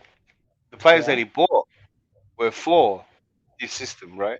And very much like Liverpool, high pressing, but also playing out from the back. So not as much as not many long balls as Liverpool, but he wanted to do something similar with the building out from the back. But the difference is Tuchel came in, put his system in, and we looked a lot better. So maybe reverting to a Liverpool system is going to get Lampard type results and performances. Yeah, I don't know. Yeah. I don't know if we have the personnel at the back to play the back four yet. Agreed. That's the only thing. I mean, Thiago Silva is incredible, but if you put him in a back four right now, is that going to get the best out of him? You know how you can play a back four. Probably have to be a Silva Christensen. That's why he's not changing it. We're saying back three. You know, that's Tuchel's ways of back three. He won't change that. Unless he gets I'll tell you how we can play a back four. If we get this guy named Rice, right? That's a good luck. I don't believe it, Uncle Ben's. So if we get a guy named Rice and he plays in the midfield and then drops to make a three in the back, and kind of like what Marquinhos did as well at PSG. Exactly. So PSG played in the Marquinhos played in the midfield, but he did drop back and make a five in the back. I mean a three in the back. Sorry. So it was like a very versatile, and like a shifting 4-3-3. You know what's funny too? People forget that Tuchel is a disciple of Pep. Like a lot of his teachings is what he's taken on in his own management. And when you look at the role that, like Tuchel took a lot. I thought it was the guy that Man United just got. Right. Yeah, he learned under him, but like his actual soccer philosophical style is derived from Pep. Like they met all the time and talked about football all the time when he was in the Bundesliga. Okay, yeah. Sorry, I misunderstood. I thought like he worked under Pep. Yeah, no, he didn't work under him, but he definitely took a lot of his teachings on. And when you look at that setup, like the 4-3-3 is very similar to what he had at Barcelona, with Jorginho being replaced by Busquets, right? And then that back three being, whoever was Dani Alves, Jordi Alba, Puyol, Piqué, and then Jordi and Jordi Alba and Dani Alves. Yeah, and then Puyol, Piqué, and then what's his name? The Jorginho guy. I hate that. Busquets. So his back three would have been Puyol, Busquets, and Piqué. And then the wing backs would bomb forward. I can see Declan Rice playing that role. I don't know if he's much of a ball. He doesn't really move the ball well enough for me. But as a just defensive guy that sits in there, maybe, I don't know. He just doesn't really. He doesn't really tick all the boxes for 100 million. Is all I'm saying. Right. The Chelsea will never pay that money for him. Well, what would you pay for him, Nick? No more than 40 million. I go more than 50. Yeah, but he's too hyped up. Have you seen the players we got for 40 million? They always hype up the English players, man. But he's a defensive midfielder, though, man. Like you can't get Conor Gallagher for me is these guys, man. Conor Gallagher is better than him for me. We don't need Rice. Different player, man. Yeah, different player, better player. No, different position. Yeah, all right. Yeah, but is it Nick? I probably think Declan is trying to ask same sort of area. He's midfield. Rice plays midfield for West Ham. Don't forget. Yeah, he plays as a cam. He plays as a CPM. Yeah, Conor Gallagher can play that position. Gallagher played that position in pre-season. Didn't look the best. Yeah, but Gallagher for Palace plays. For me, Gallagher. Much a 10. I prefer to bring him back and buy Rice. They're different players. So if you bring Gallagher, he can do what Mount does. You don't put Mount in the 6. Mount's more attacking. 6. Yeah, but Gallagher goes everywhere. He's in the middle. He's up. But Gallagher played in. He's like Mount. Gallagher played in the preseason, and you probably saw it a couple times in the 6. Tuchel wanted to see him there, right? To see him out there, and he didn't do that well. But what he does at Palace goes to show you that he can do what Mount does, which he can be an attacking threat, and he can also come in making the midfielder. So he's Plus almost he's like a an good. 8, 10, whatever. Plus I he's know this is better. too early to call this, better. but could Gilmore get into it? He was The back another three. good Yeah. player. And We have Gilmore is more closer to Jorginho, so Yeah, exactly. That's why I'm asking. Like, can Yeah, he but play that Christensen, Silva, Gilmore sort of a role, like Gilmore that can three? play like Jorginho for sure. But I don't know if Rice is the right man for us. I don't think. I don't know. Rice can evolve the system. Rice can take away a centre back. So instead of playing the three centre backs, you actually play Rice, right? And you lose a centre back. But what Rice does is actually play the midfielder, and he drops in to make the three in the back at times. So Yeah, we but can still play you the know similar the system. only problem is with that he's just not much of an all rounder for me because like you still need Yes. him to like to set the tempo for you, dictate if he's going to play where Jorginho sits. Like who does No, that no, then? no, no, no, not for where Jorginho sits. He plays with Jorginho. Okay, so what you're saying a flat So three then? okay, so what I'm saying, it will go back to 4-2-3-1? what you wanted before, yeah. If Rice can evolve the system to the way I'm thinking, right, which takes a little bit what Tuchel did with Marquinhos at PSG, right? Mhm. You can Who have also that can extra play eight, that you've been asking for, right, in the team without sacrificing anything else. Yeah, What but you if you're what going you're to make doing that is extra 8 Jorginho, I don't know, no, dude. You're missing something. we're taking a centre back out for an Oh, right, extra right, right. midfielder. Yeah, right. So So who we're not goes where then? okay. So if you want to send me set up, let me see. Right. Probably like So this. we'll say who would be our centre backs. Put Rudiger and Silva in the centre backs. Okay. Let's say we go with that, right? Oh no, leave Christensen. Same difference. Yeah. And then James and Alonso. Then we lost Jorginho. So just Gilmore now. That's Gilmore's Jorginho. Okay. Gilmore's Jorginho. Then we need a Rice. Let's have Rice.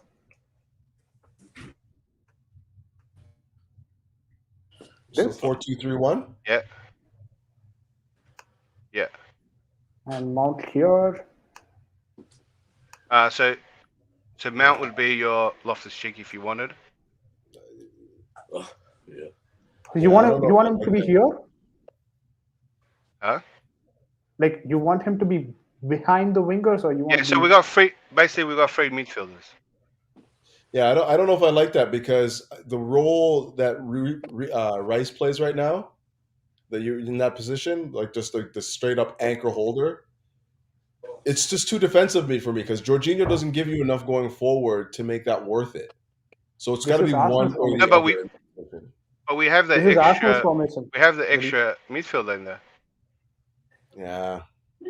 So what happens is on the defensive thing, you can put Rice between Rudiger and Christensen to make the same back And where's three. Jorginho?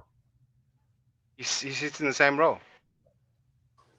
But okay, you're saying he inoffensively he become. Oh, so you no, I see what you're saying. So what I'm saying is that so now remember how we're talking. We have too many defensive players, right?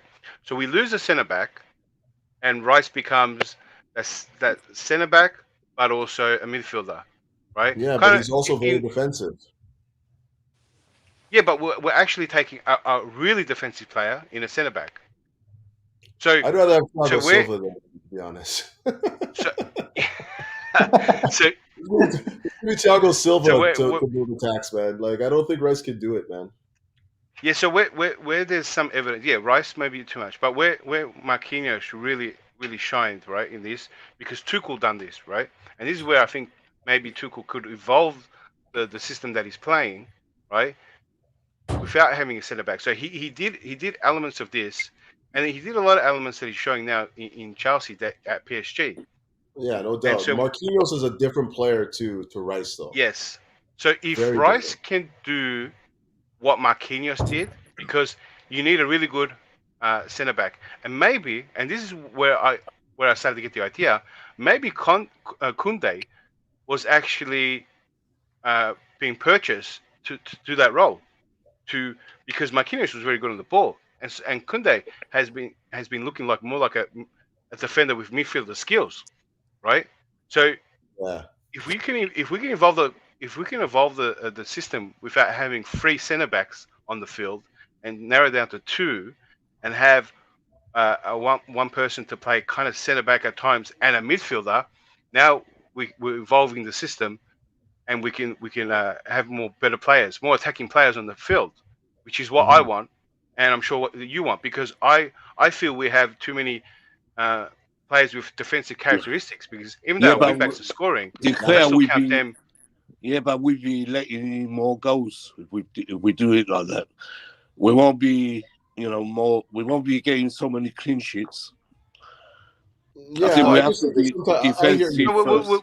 we're doing the same thing, Nick Blue.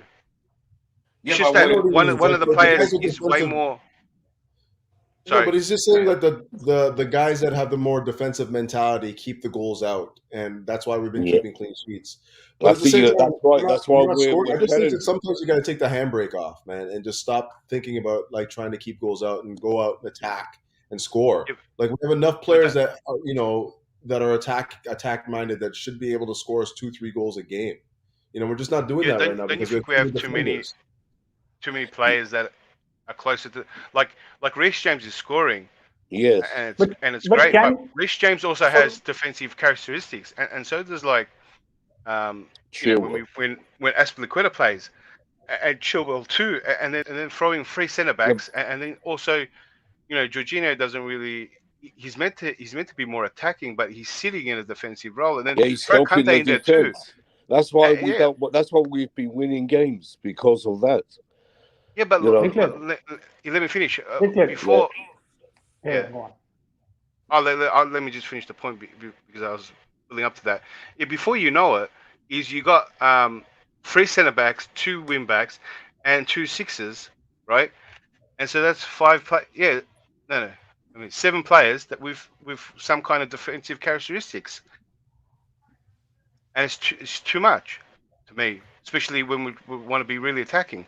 So if we can lose a centre back for Kunde, and Kunde can actually do one of the sixes roles, and also a defense and centre back role in the build up and stuff, now you evolve the squad, and now you can throw one more attacking players, which we have plenty for on the bench.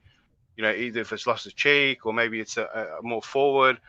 Maybe Havertz and Mount can play a bit deeper, and whatever. Now, just as long as we can have one more attacking player on the field and still be pretty defensively sound, then we're evolving the system, and we'll probably get more goals out of that, and still Yeah, no, have I a good agree with that. defensive I agree record. with that. But Yeah. I can't see a setup where we're trying to be more attacking, and you have Rice and Jorginho sitting in there. Like it's not No, that won't. so it's But Rice you and said Jorginho, Crash, but one less centre back. yeah, I know, but it doesn't really change the fact that you're taking out a center back and you're putting out a defensive minded player. It doesn't really change the fact just where they're positioned on the pitch doesn't really change the fact that they're not really offensively minded. So you're gonna have Jorginho and Rice. I don't know. I see No, that no, as being. look If you're at gonna play it like Rice, this, Crouch. All right, let me put the equation for you then. Yeah, we're losing a centre back, but we're gaining a defensive midfielder, right? who is Which a we already center got back? 2 of. Sorry. Yeah, I hear you. I hear the logic behind it. I'm just not. No, You're I not. missed the You're question. not What moving the was the needle question? enough for me. Is what I'm saying. You're not moving the needle enough because then you still have Rice, who doesn't really give you as much as you think that he does going forward. So it's the No, same no, outcome. he's not going forward. So who goes forward? All right, so I think you misunderstood. So we have one less centre back, right? And we still have 2 sixes, Yeah, like we do now, yeah, right? yeah. What Rice does is he plays the 6, and he also plays the third centre back, right? Yes. Right. So he's playing 2 roles, right? So because he can do both. Mm-hmm. Now, when you take out a centre back and now you have Rice doing those 2 roles, we can have an extra attacking player on the field. Now we can have How Loftus though? Cheek in the midfielders. Okay, but so no Jorginho then, right? No, Jorginho's still there. Okay, you're missing my point then. Okay, this is what I'm saying. Whether or not you have Thiago Silva or Rice on the pitch, you're still very defensive. No. All right. So I could probably see what you're saying. Um, so instead You of see what I'm having saying? Like Rudiger, you take off Thiago Silva Silva, and you bring on Rice, it doesn't change the fact that you're not putting enough attackers forward. no, that's not That's the what I'm saying. equation. You're taking off Silva and bringing on like Loftus-Cheek. No, you're not though, because Yeah, you are. So that's what I knew you were missing something. That's not because the like, equation. you still have but you still have okay. So now, well, who is Rice in our current setup right now? Okay, let me All right. So work with. all right. That's what we misunderstood. Crouch. I'm not talking about the current setup. I'm talking about how we can evolve the system, going back on something that Tuchel did at PSG and a little bit at Dortmund, right? Something that he's done in the past, which he maybe wants to do now, right? And I'm trying to think that in So evolving the system, because we're okay? How does this setup differ from like saying if Rice is now Kovacic, right? yeah. And we have Thiago Silva instead of Mount. What changes? So Thiago Silva instead of Mount. Yeah. What? So we're playing 3-4-3 essentially. So it looks like free. It'll be The 4 same 3 Mount is Silva 4 there, 3. okay? The Yeah. same Mount is Silva there, okay? What changes when you go with Rice in there? So when you put Rice where Yeah. cover is, Yeah. Yeah. all right. So then you're taking Silva out, yeah, is what I'm saying. Yes. Now Rice comes in. When so we're working out of the back, right? So Rice comes in here. Yeah. Okay. This is the problem I have right now. I see what you're saying. This is the problem I have with it. So who Silva is now? Who do you want to be Loftus-Cheek? Yeah. Mason Mount or Loftus-Cheek. So you're basically saying that this is we would normally play that would look like a 3-5-2, right? So all right. So probably I should have said that, man. A bit late for me. So it's still 3-5-2 in the build-up, right? But in the attacking, we'll have one extra midfielder. So it'll be probably like so. It'll be two. I'm losing it. You see what I'm saying? In the attack, like, Jorginho can't be one of those attackers, man. No, you can. So what happens is you still commit 5, but not both the wing backs or whatever. It's about playing the same system, but having so you have this player. Option. You have this option of playing out Alonso and then still having 5 players, and then so Alonso can side, sit back. You have James. Yeah. So one of the wing backs can sit back, or Loftus-Cheek can sit back. But what changes from the whole thing is, and so Rice can move up forward too, right? And leave it a bit more exposed if we need the attack. So what happens is in certain situations, the type of players we have is the different attacks that we can have, right? Right now we have so many defensive players, we can't even do that. That's why you see Rudiger run up, yeah? And Rudiger is in positions he's not meant to be. And when he gets chances, he's not the greatest finisher. So Rudiger is trying to make that extra attack that I'm saying here, but he's not the attacking player. So as you can see, we're lacking in too many offensive players. That defensive players are trying to do. Defensive players are trying to do offensive roles. No, I get like Rudiger's run, for example, right? And that's where we're not getting much out of that. But so when you say if Rice just becomes Silva, nothing changes though, right? In our current setup right now.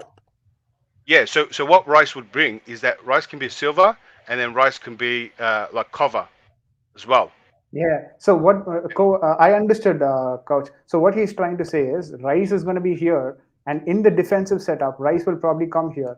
James, Alonso will drop deep, and these both will join together, and it will become a back four. Probably. Okay. But does that make us more attacking? I don't know if it does. So it still gives us the build up from the back, right? And Rice can play a centre back and a midfielder during the game. So as the game goes, right? So not both wing backs have to go, and Loftus-Cheek doesn't have to go at times, right? but what it does gives an opponent the headache, right? Because even Rice for West Ham has shown that he can even move up too. So now you got two wing back options. You got Loftus-Cheek, you got even Rice. You got multiple players that can move up forward, right, at times, and then also multiple players that can cover. It's not as simple for the opponent.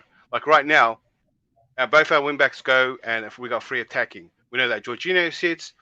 Kante tries to join. Kante tries to be everywhere and do a job. That's why when Kante plays, he makes it difficult for opponents. But we know the centre backs are sitting deep. Like it's very, it's not that it's that predictable, but you can even know what's going on. But now, no, if we got what this I was system, saying was, and this is probably where the difference was. You're basically this is the base of a 3-5-2 when we're attacking, essentially, right? What I was saying was, if we stayed 3-4-3, if we stayed with the same characteristics of a 3-4-3, and you substitute Rice for Silva, it doesn't really change much. But I get you now. I see what you're saying. Yeah. So that's why, like you kept saying that, and then it'll hit me later because it's not that. Because what the trade was is that we take a centre back and then we can put an offensive player on the field, right? Right. Which is we got abundance of. Like I'd rather Because see no, more I get offensive it. Like players. if we have Silva here, we cannot move him to this position on the defensive transition. Yeah, even Rudiger. You see, Rudiger pushes up now. Yeah. Yeah, And it's not. But if we got Rice, he can push up. makes sense. But And why Rudiger can't we doesn't do have this to with go up. Tchouaméni? Why Why can't we do this with Tchouaméni? The only reason I said Rice is because Rice has shown that he can play centre back. If Tchouaméni can play centre back too, then yeah, you can. I don't think you need to do play that. centre back.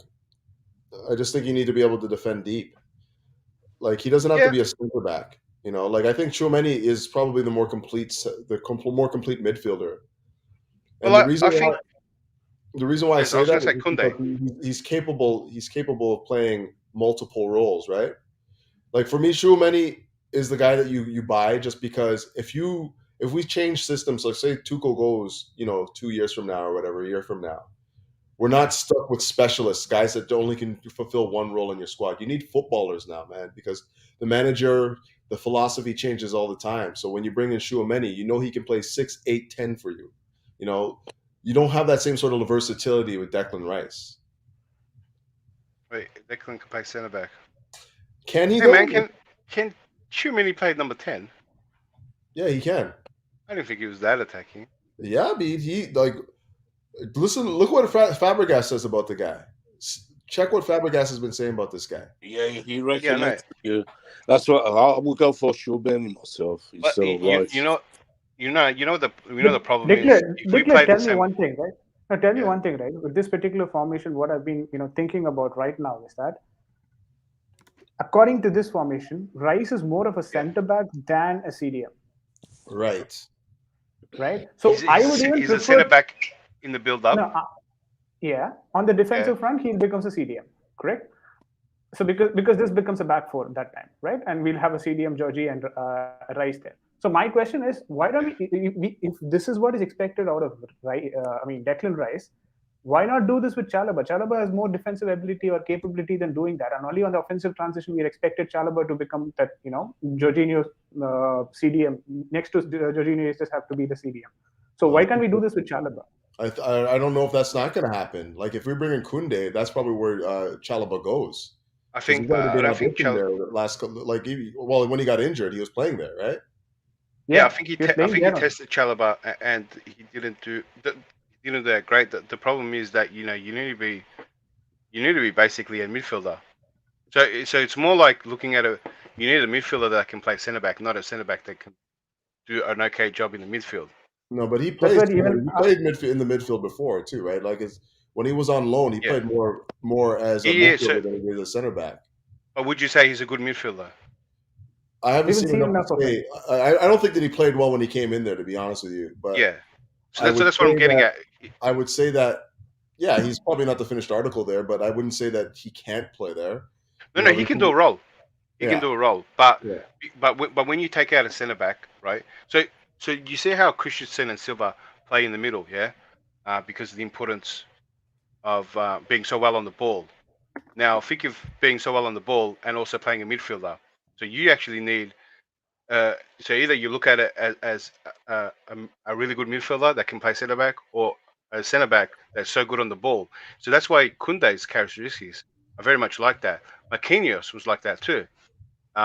So it's probably, I'm not going to call it not a specialist, but you need, there's a high quality there of a player that if you want to do that, we need a really world class player. And I think, and that's why when Kunde came up, and I wondered how we're going to play him, and I wondered if where he was going to play, and what, and also if he was going to play what Marquinhos did, because the more I saw of him, and the more I read about him, the more I started to think that maybe Tuchel really wanted to do that.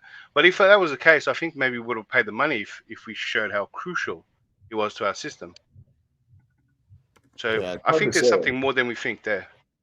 I think it's hard to say because truly, if you look at what Kunde is actually capable of doing, he was supposed to be where Chalobah is right now. That was the difference. Chalobah wasn't really given they weren't really seeing him as being the guy that he's won the job now with the opportunities he was given, but that was where they saw him, the heir apparent to Azpilicueta.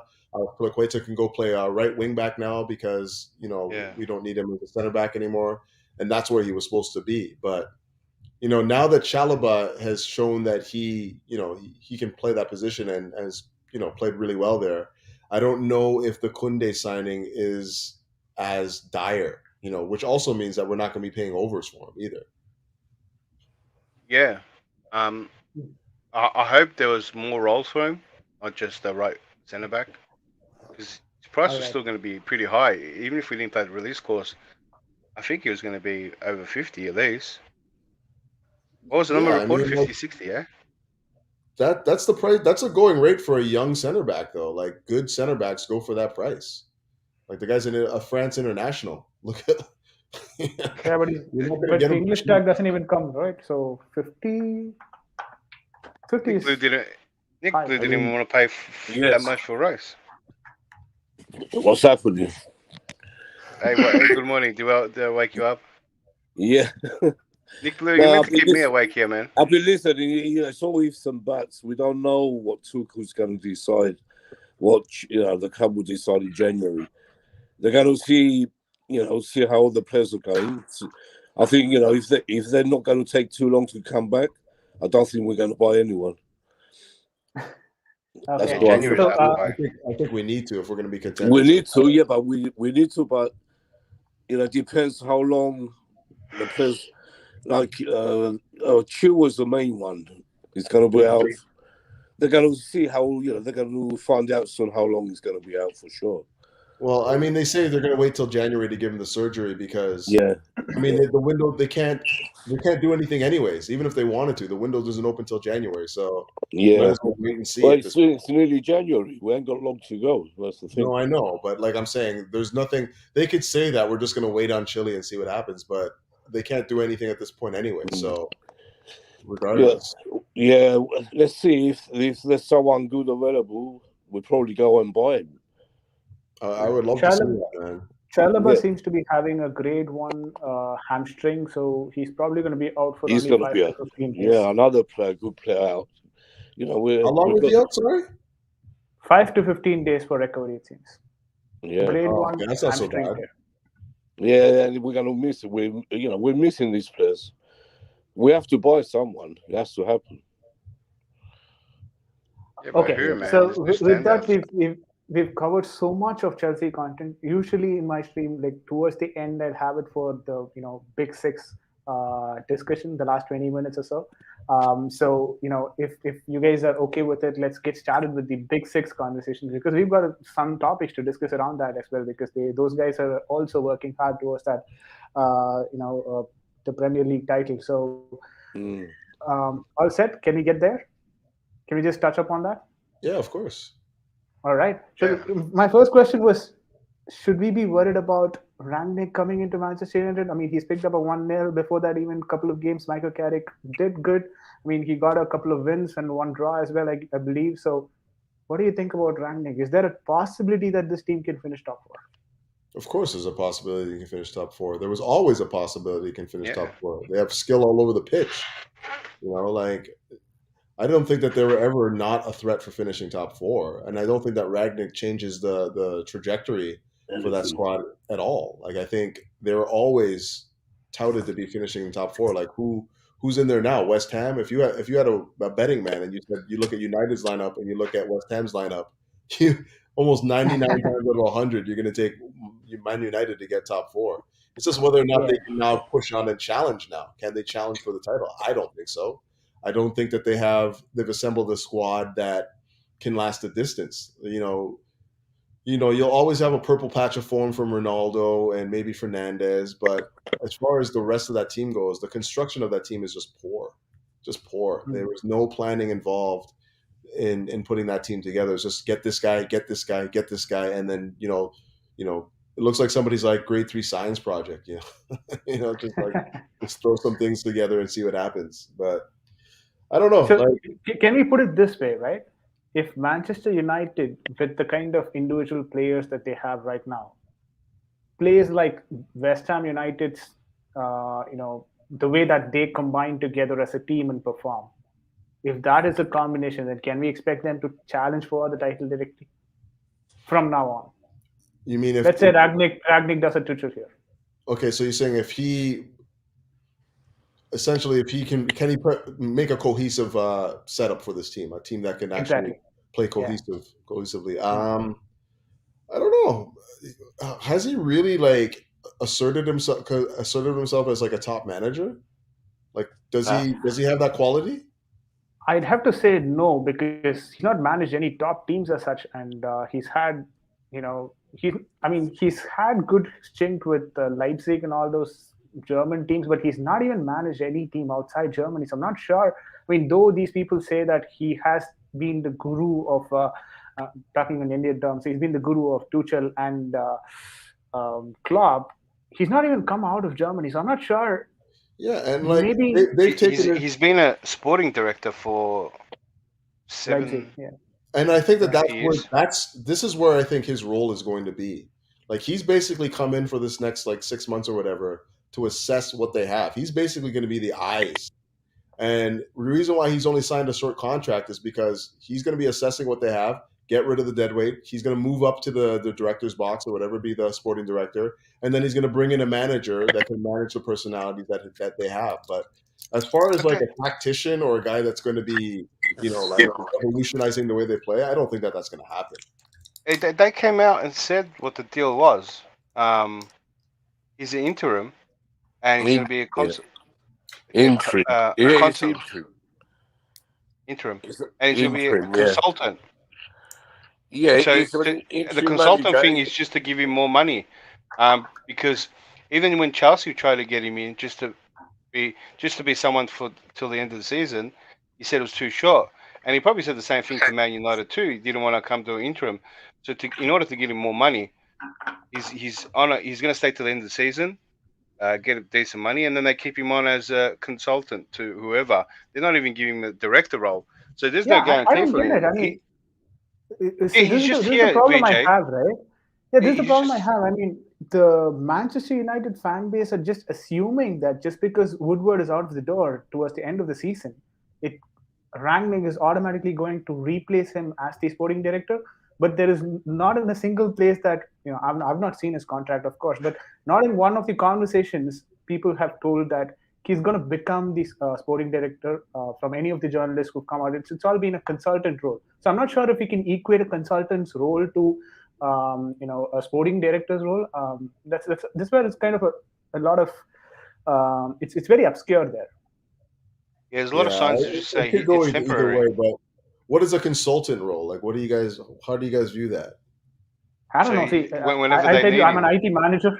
I'm an IT manager. If at all I'm consulting, I'm an external party who's trying to help the client, whoever is working for me, right? So that's how I view consultant's role as. I'm not sure how it translates into football though, but that's consultant for me. Yeah, externally but it could be closer than that, because remember we had what's the Dutch scout Piet de Vissier? He was a consultant at the club. Like first he was a big time scout, but he became like a consultant, And anytime anyone, well, he was the one that found Arjen Robben for us, right? Mm. Anytime anything came about, he would be the one in Robben's ear whispering about what they should do, who they should go after. So if he plays that role, like after doing the internal sort of like an internal assessment of what they have, Mm. you know, he could be the guy that goes to the Glazers or whoever's in charge and says, like, get rid of this guy, get rid of this guy. You need to bring in this guy, bring in this coach. You know, that could be his consultancy right there, right? Yeah. I don't think they'll give him that much power, Crouch, because the irony is the person that's going to hire him is the person that could get sacked. Yeah, no saying? doubt. It's just whether like why would I don't know, why would you just come to just take on a small, like, you left a job. I guess it's Manchester still. I think he already was leaving, but I think he's just there to fill in till the end of the season, and then Man United are going to make a big decision on a manager, and that's all he is. And he's going to be a consultant role till he gets another role. It's a massive cash grab. He's getting big money to do 6 months' work. That's why he's an interim manager. He's going to be acting as the manager from now to the 6 months to the end of the season. Yeah, to the end of the season. Then he might. Then it depends how they go. He might decide which manager they get if they keep him on. That's what I'm saying. Yeah, you might be right, Couch. He might actually have a role in the club. Yes, he might do. That's what they say. Yeah. I mean, if he's having a role in the club, why would he be called a consultant? I He's don't not know how terminology is working. He's coming like a director of football if he stays on. He won't be like. But they won't. They don't want to give him that. Yeah, See, you're sure. And Leipzig, so the clubs that have done that, especially Leipzig, for him to get the best out of him, you got to give him all the control, everything. He'll pick all the employees, he'll pick chefs, whatever. He'll go down to details, but you have to pretty much give up your squad. So that's why I said the irony is that it's going to be like Marina. No more. Yeah, Marina's second after Roman. Don't forget. Tell me this: who's gonna hire a guy, right? That the person that hires him is gonna be that influential and that much control. Is that the person that hires him actually gonna lose his job because he can do everyone's job. The Glazers won't do that, would they? I'll give you some context there. Basically, it was Woodward. He was supposed to, he basically is in his extension period. He was supposed to resign the previous season. He's in his extension period. So he is anyways going to resign, even if Ragnick take up his rank or not. They're going to get a new football director. That much they're sure of, because Woodward's contract is running out towards the end of April. So wait, Woodward's not a director, is he? Yeah, he is the director. No, I thought he runs the money side of it. Yeah, he's Woodward is what's he called? He's like Marina, I think. He was like Marina. He handles football operations. He's their Levy, their Daniel Levy, man. Yeah, he's not a technical player. He's nothing on the sporting side. He's all the money side, the money side. Yeah, he's like he was in charge like Marina is. Yeah, so it's very different. So he's leaving, basically. Say again? So he is basically leaving. And the Manchester United, he was meant to leave when the Super League failed. The Manchester United fan base is so convinced that Ragnick is going to take up that particular job. He's a managing director. There you go. And apparently Richard Arnold is going to take his job. Woodward has received consistent criticism for his performance as Man United's chief executive. That's what he is. Chief executive. Yeah. Yeah. So to put Ragnick in that role, who doesn't really know about, I don't think, the money side of the game. No, but he's not going to be. But he's been a sporting director. There's going to be a restructuring, guys. They're not going to bring in somebody to be the chief executive. They're going to bring in a sporting director and then a new manager. And then the hierarchy is going to be the Glazers, whoever their intermediary is between the club and them will be the guy that kind of takes the Woodward role. But that was the Woodward role, wasn't it? Yeah, but that's not going to be Ragnick. You know, like he's I going to be know, the. but that's what VJ is saying. Is that some Man United fans were saying dumb things like Yeah, that? Yeah, you exactly. know, So, but the role will be divided, though, is what I'm saying. Because, like, when you look at it, Ed Woodward's playing mm, two roles right now as the chief executive. He's the guy that's like the intermediary between the Glazers and the club, and he's also the guy that's kind of like making sure the transfers go through and whatnot. So I don't think that they're going to have the same guy doing both roles the next time. I think that Ragnick could will be. probably take on sporting director, and then they'll have like a chief executive again, a guy that kind of like oversees the financials of the club. Does that And make he sense? earlier as well, had a management fatigue when he was, provided one such role, and that's probably the reason why he went out of coaching and then into management. It seems. So Well, it just I don't understand. Yeah, it occurred to me yeah, that man. Fletcher does that role, doesn't he? What role is that? Darren Fletcher. He's Technical director. He's the director, yeah, managing director. Yeah, He won't be for long. He won't their be for long. organization No. is very confusing. Actually, the club structure is. Yeah, very they're going to change everything. Let's see what they do. I hope they go get worse. That's all. Hey, if they give Ralph a lot of like all the power on that, he can make that club really well. But I think that's not his thing. Like he can make lower clubs pretty good. I'm not Yeah, sure what he does with he Man made United. Leipzig good, and he hasn't made any major big club. He hasn't been like a major big club. he works well with restrictions, and Man United have no restriction. Tuchel, Tuchel and Klopp were talking very highly of him, I must say. But they're bound He to say taught that both of them basically. he was like the I professor. heard that he works well with young players, bringing in young players from the academy and all those things. That he is someone who uses the academy better. It seems. That's something Well, that I his heard. thing was VJ that he said because he's the one that almost invented that Gegenpress, right? Almost. Yeah. I think he actually did, and that's where that's where it faltered Klopp and Tuchel and some other managers. So he was the one that came up with it and the zonal defending, and so he loves the pressing. That's what's interesting now with this Man United team, and you can't press with older players. So that's why a lot of people are saying Ronaldo is not going to play, and how your best player you sit him on the bench. But if Ralph had his way, I think he might bench Ronaldo more than people think because he wants that press, and the only way he can have that press is with younger players. That's what he likes. You can't do it. I mean, it's better to do that with Greenwood than with Ronaldo. Yeah, so like his ideal is like Greenwood, Rashford, and who else would be Sancho? You know what I mean? Martial, He would rather prefer that for press. If he benches Ronaldo, he's going to have a lot of problems from the fans. But he's going to have big problems. If he had no one to answer to, and no one was going to question what he did, he might actually bench him and play the young front three that we just said. Yeah, I hope he does that because he was, make United, how you say, not confident, not, if he does bench Ronaldo, then half the fans will be against him from the start. Not if they're winning, Nicola. Yeah, unless they're winning. If they're winning, but if they go and lose 1 or 2 games, then we're going to have a backlash from the fans. They're going to be mutiny. Mutiny on the boundary. At least they have a structure. I agree. So even if they bench Ronaldo, they'll look better in system-wise. Look, the only one. Yeah, the system is better without Ronaldo. They were very lucky you beat Palace the other day. You see the game? No, I didn't see the game. It was 1-0, right? 1-0. Very lucky. Just about. They didn't deserve to win that game. Oh, okay. But that goal happened too. Palace missed. I don't know how they can miss that.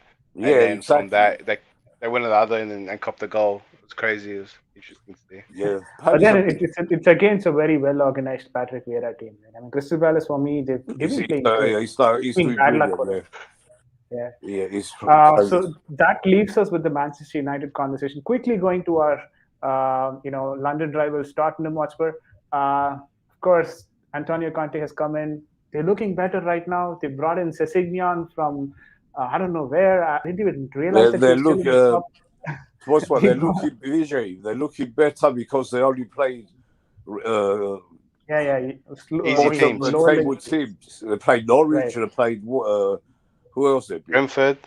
Brentford. They have They lost wait till against they come. Mura, Wait till they Swedish. come to a decent game when Yeah, they come they and did play us. lose against Mura, which is a Yeah, they Slovakian lose. team, They and they're lost to the worst fifth team, spot.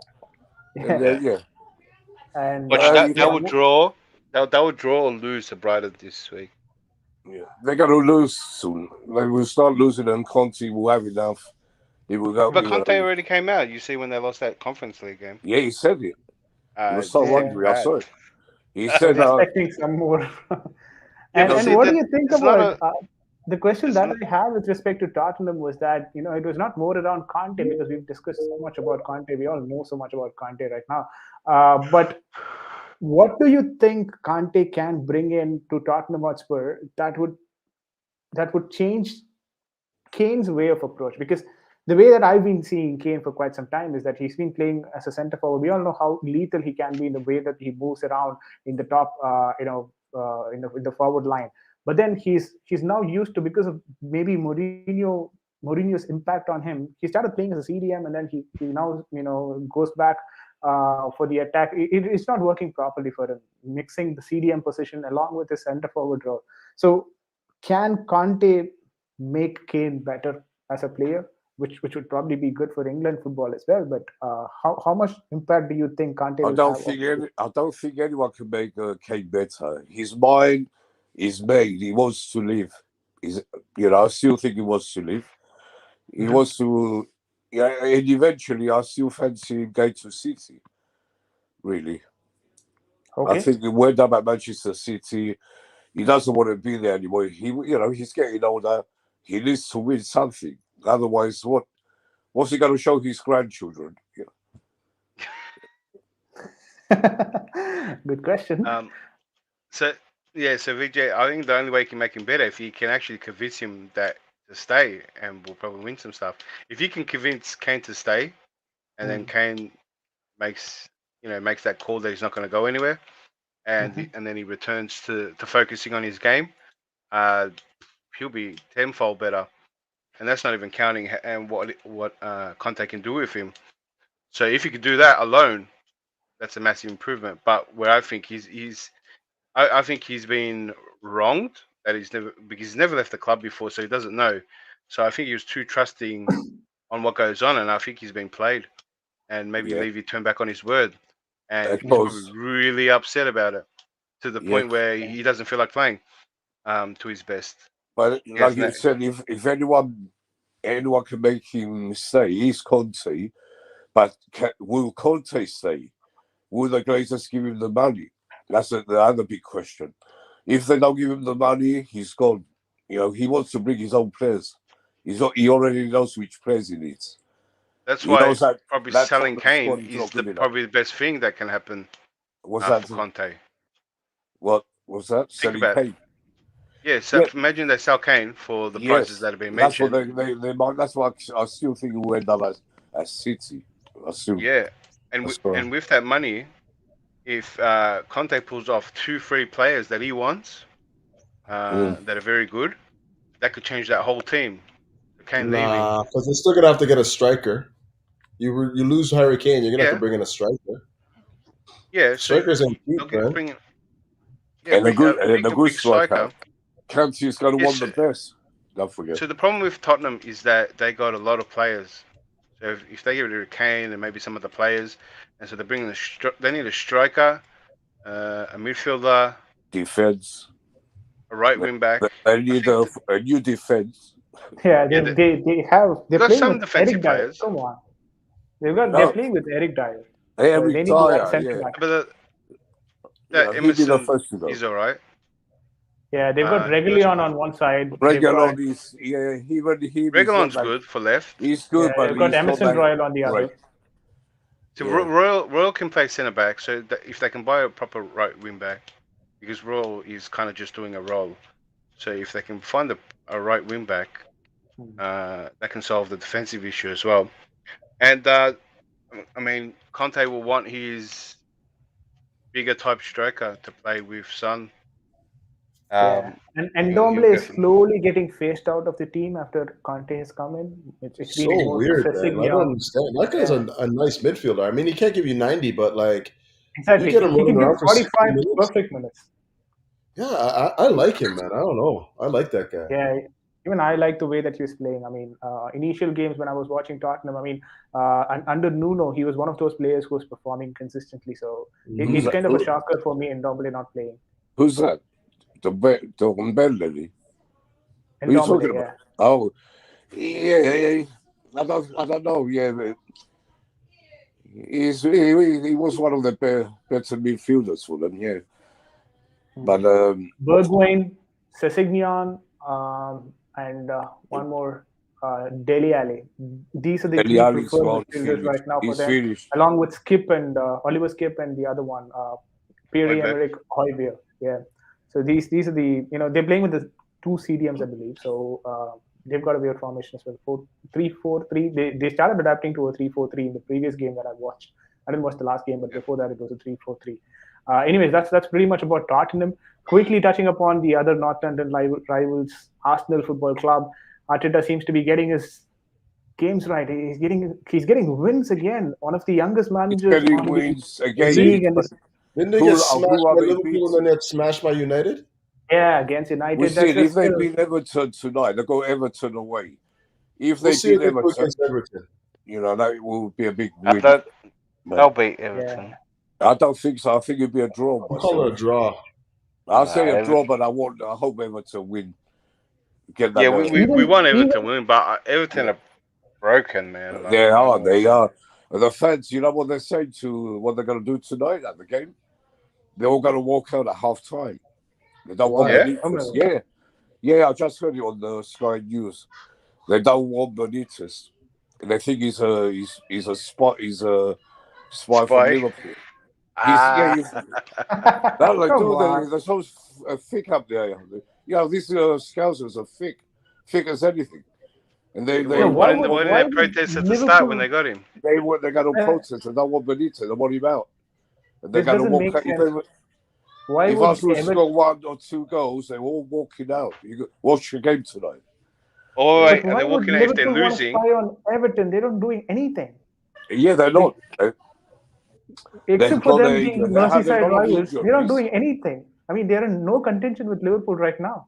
Yeah, that's No, what I've said. That's why VJ, they want not him a out. spy like that, like a Liverpool at heart trying to keep Everton Yeah, down. hearted Liverpool. So I you get go it. I there, get it. That's ruin what the they club a say. bit, and leave. Everton fans are thinking that way. They brought that Benitez from Liverpool to set them down. That's what they say.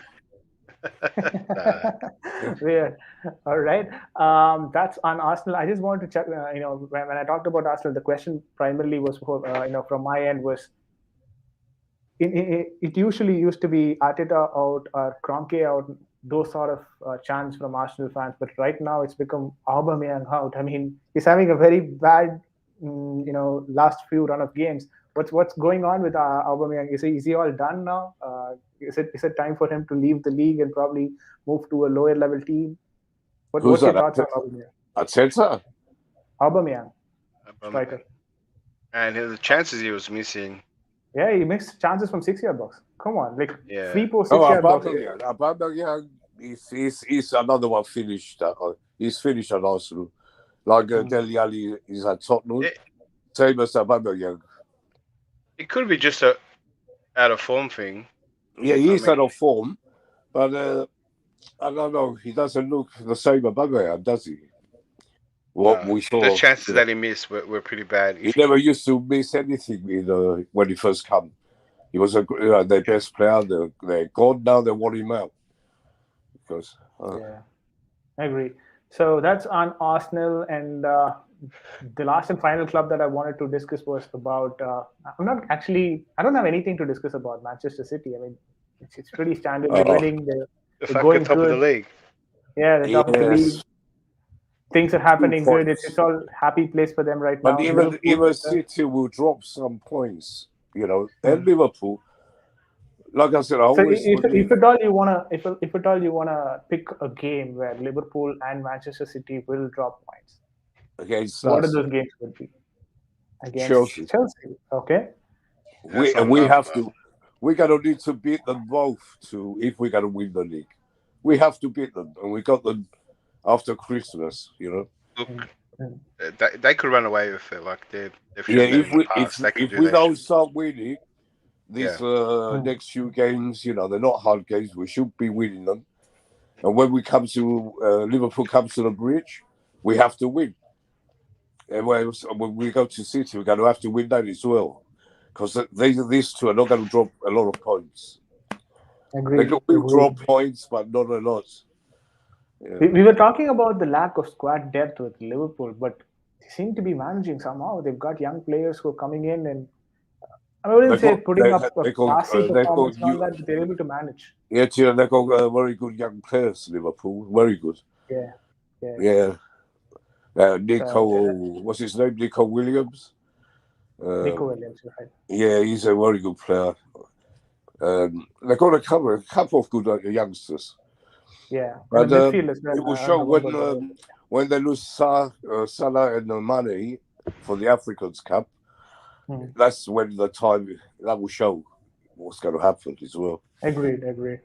Yeah. Okay, that's quickly on Liverpool and City, and up next, the last team that we probably want to discuss is West Ham United. Any thoughts on West Ham? The way that they're playing, they're probably the only team they've got a successful result against United, City, Liverpool, Chelsea, all the top four teams. For me, West Ham are going to finish 5th or 6th. It's going to be the usual 4: Chelsea, City, Liverpool, United. I've said that from the beginning of the season. Top 4 is always the main 4. No one's going to come in there. Even West Ham, they're playing good, but they won't make it top 4. Yeah, I don't think so. Agreed. They lack probably that experience right now, or the star quality that you would expect to perform in these big games. They're managing to somehow get the wins, but in the crunch games, are they going to perform? That's a question, and that's something that we know the answer only in the month of March or April, when the Premier League comes towards the end of the season. So that is there. A wonderful stream for 2 hours and 7 minutes. Couch critic here. A lot of tactical points as well. Assistant coach to Tuchel.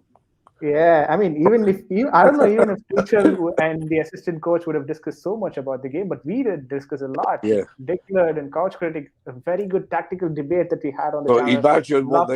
Imagine Tuchel and his staff, what they do every day, every night. Imagine, can you imagine them talking like we do? Yeah. It's not I'm sure they do. Huh? I'm sure they do.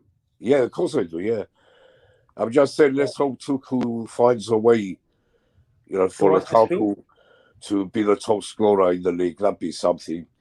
That will put the Liverpool idiots, really down, because they're already putting there. A lot of Liverpool fans putting Lukaku down, and I don't like that, especially that what's his name, Rams. God. Yeah. Yeah, we've got a mixed fan base at GNA TV, and it's all good. I mean, yes, good. It's good to sponsor, Yeah. Nevertheless, there's another debate altogether. Reece James versus Trent. That also keeps happening, and that's bound to happen for the next 1 or 2 years, depending on the way that both of the members are performing. 6 years from the age of 6, Reece James has been with the Chelsea football team. I guess the most. Yeah. One of the youngest player to join Chelsea, and I guess he is the youngest player to graduate 6. from He was 6 and Cho was 8. and play for the first team. All of them, and Mason Mount, they all came together. I've seen on the Chelsea channel pictures of them. very 7, 6 years old, 8 years old, unbelievable, and they all come back and all come together in the first team. That's something. That's a massive. Yeah. That shows the way that Roman Abramovich has actually run the club. I mean, you could see the trajectory. 2003, he took up the club. Like, these players could have been 6 or 7 during that period, actually. So, right from that's that what he moment, wanted always, to make the best academy, in the world, which he has done. We've got players everywhere in the world. That's why I say Newcastle are not going to be like title challenges all of a sudden just because they have all the money in the I'm not world. worried about It's Newcastle. going to take some time. It's going to take some time. Newcastle will be lucky to stay up this year anyway. By the time they go down, they're going to go down, I still think. And it won't be easy to come back. Yeah, agreed. So whatever plan that they had, if they go into relegation, it's going to take a couple more years for them to, get up from there. It's probably what I'm anticipating. I'm pretty sure you guys are also. Yeah, you guys are also on the same page on that. With that, we come towards. Yeah, go on. I'll go. Sorry to you.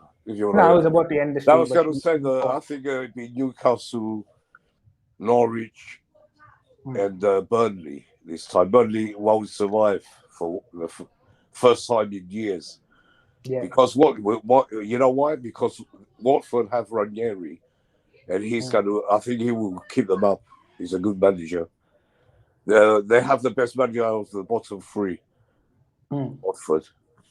Yeah, so that probably will help them not get relegated in this. Yeah, makes sense. They've got the better manager, and probably during these crunch situations, they've got a great manager. He was great for us. Yeah, he's a great manager. Look at the way he played against us. Unbelievable. They were unbelievable against us. Yeah, makes sense. And quickly before we close the stream, Couch Critic, anything that you want to talk about the stream or the discussion or anything, your closing thoughts on the.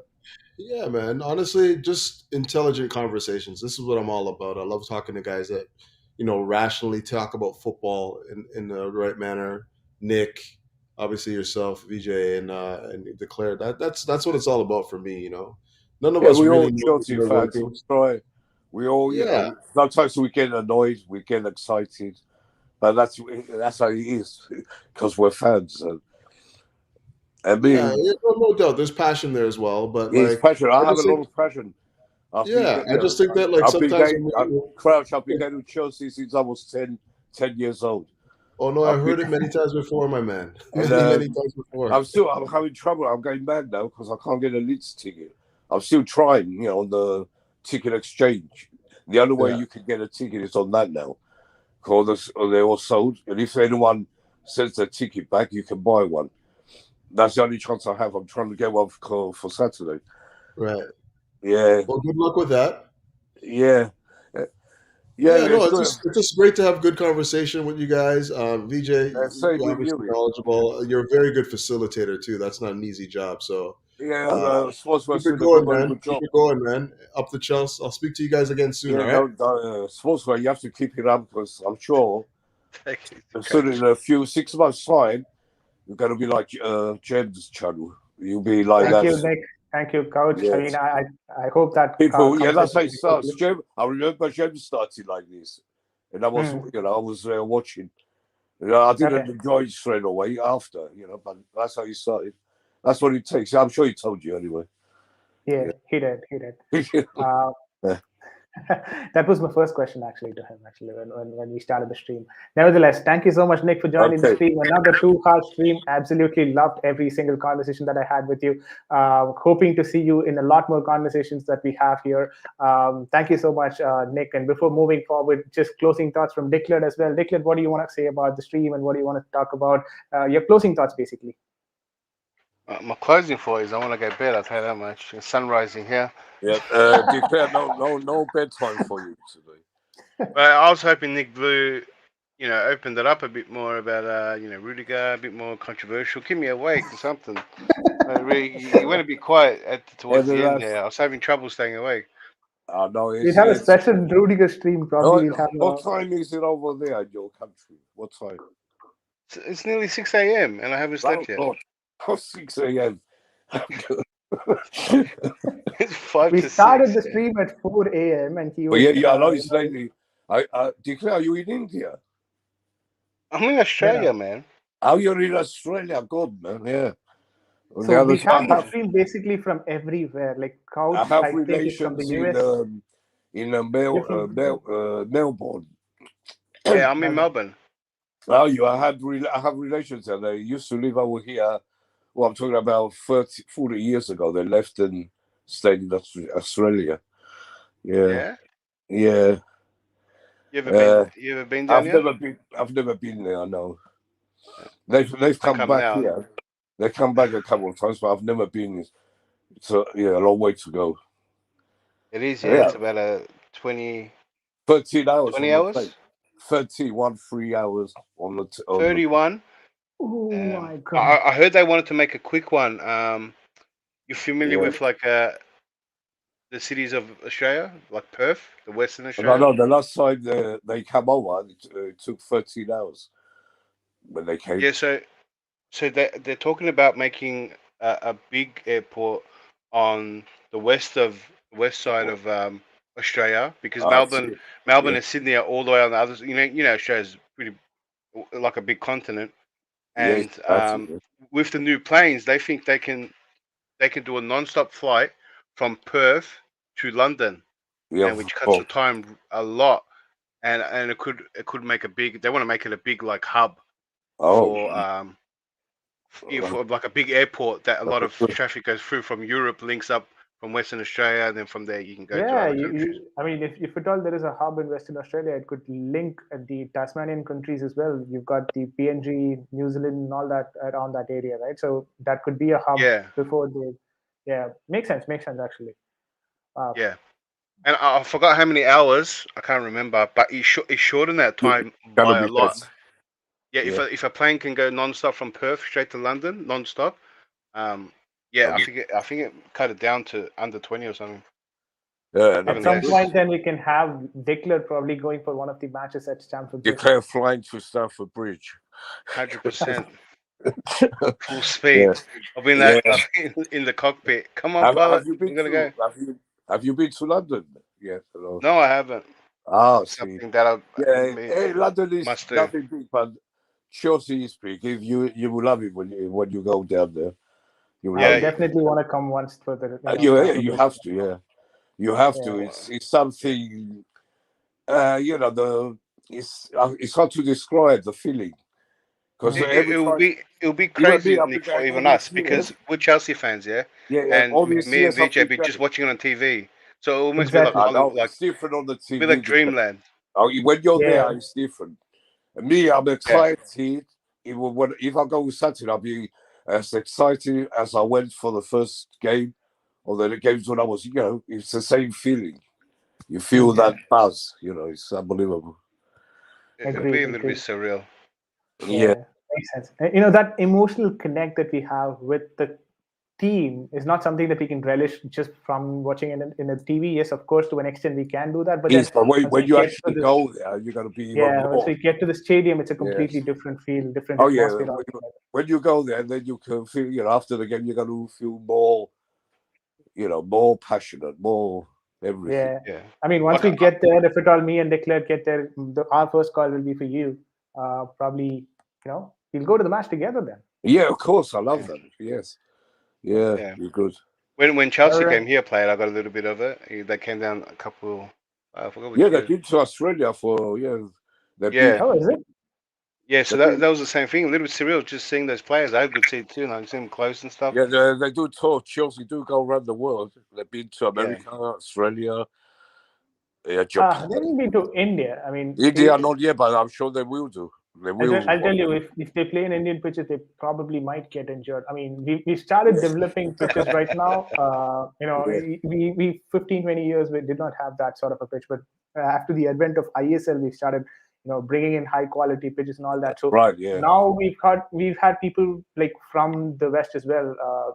Ronaldinho and all these players who retired basically from all these football leagues across the world after ASL, which is the Australian league. I guess it's ASL, right? Or did I get it wrong? AFL? I don't know. There's an Australian league.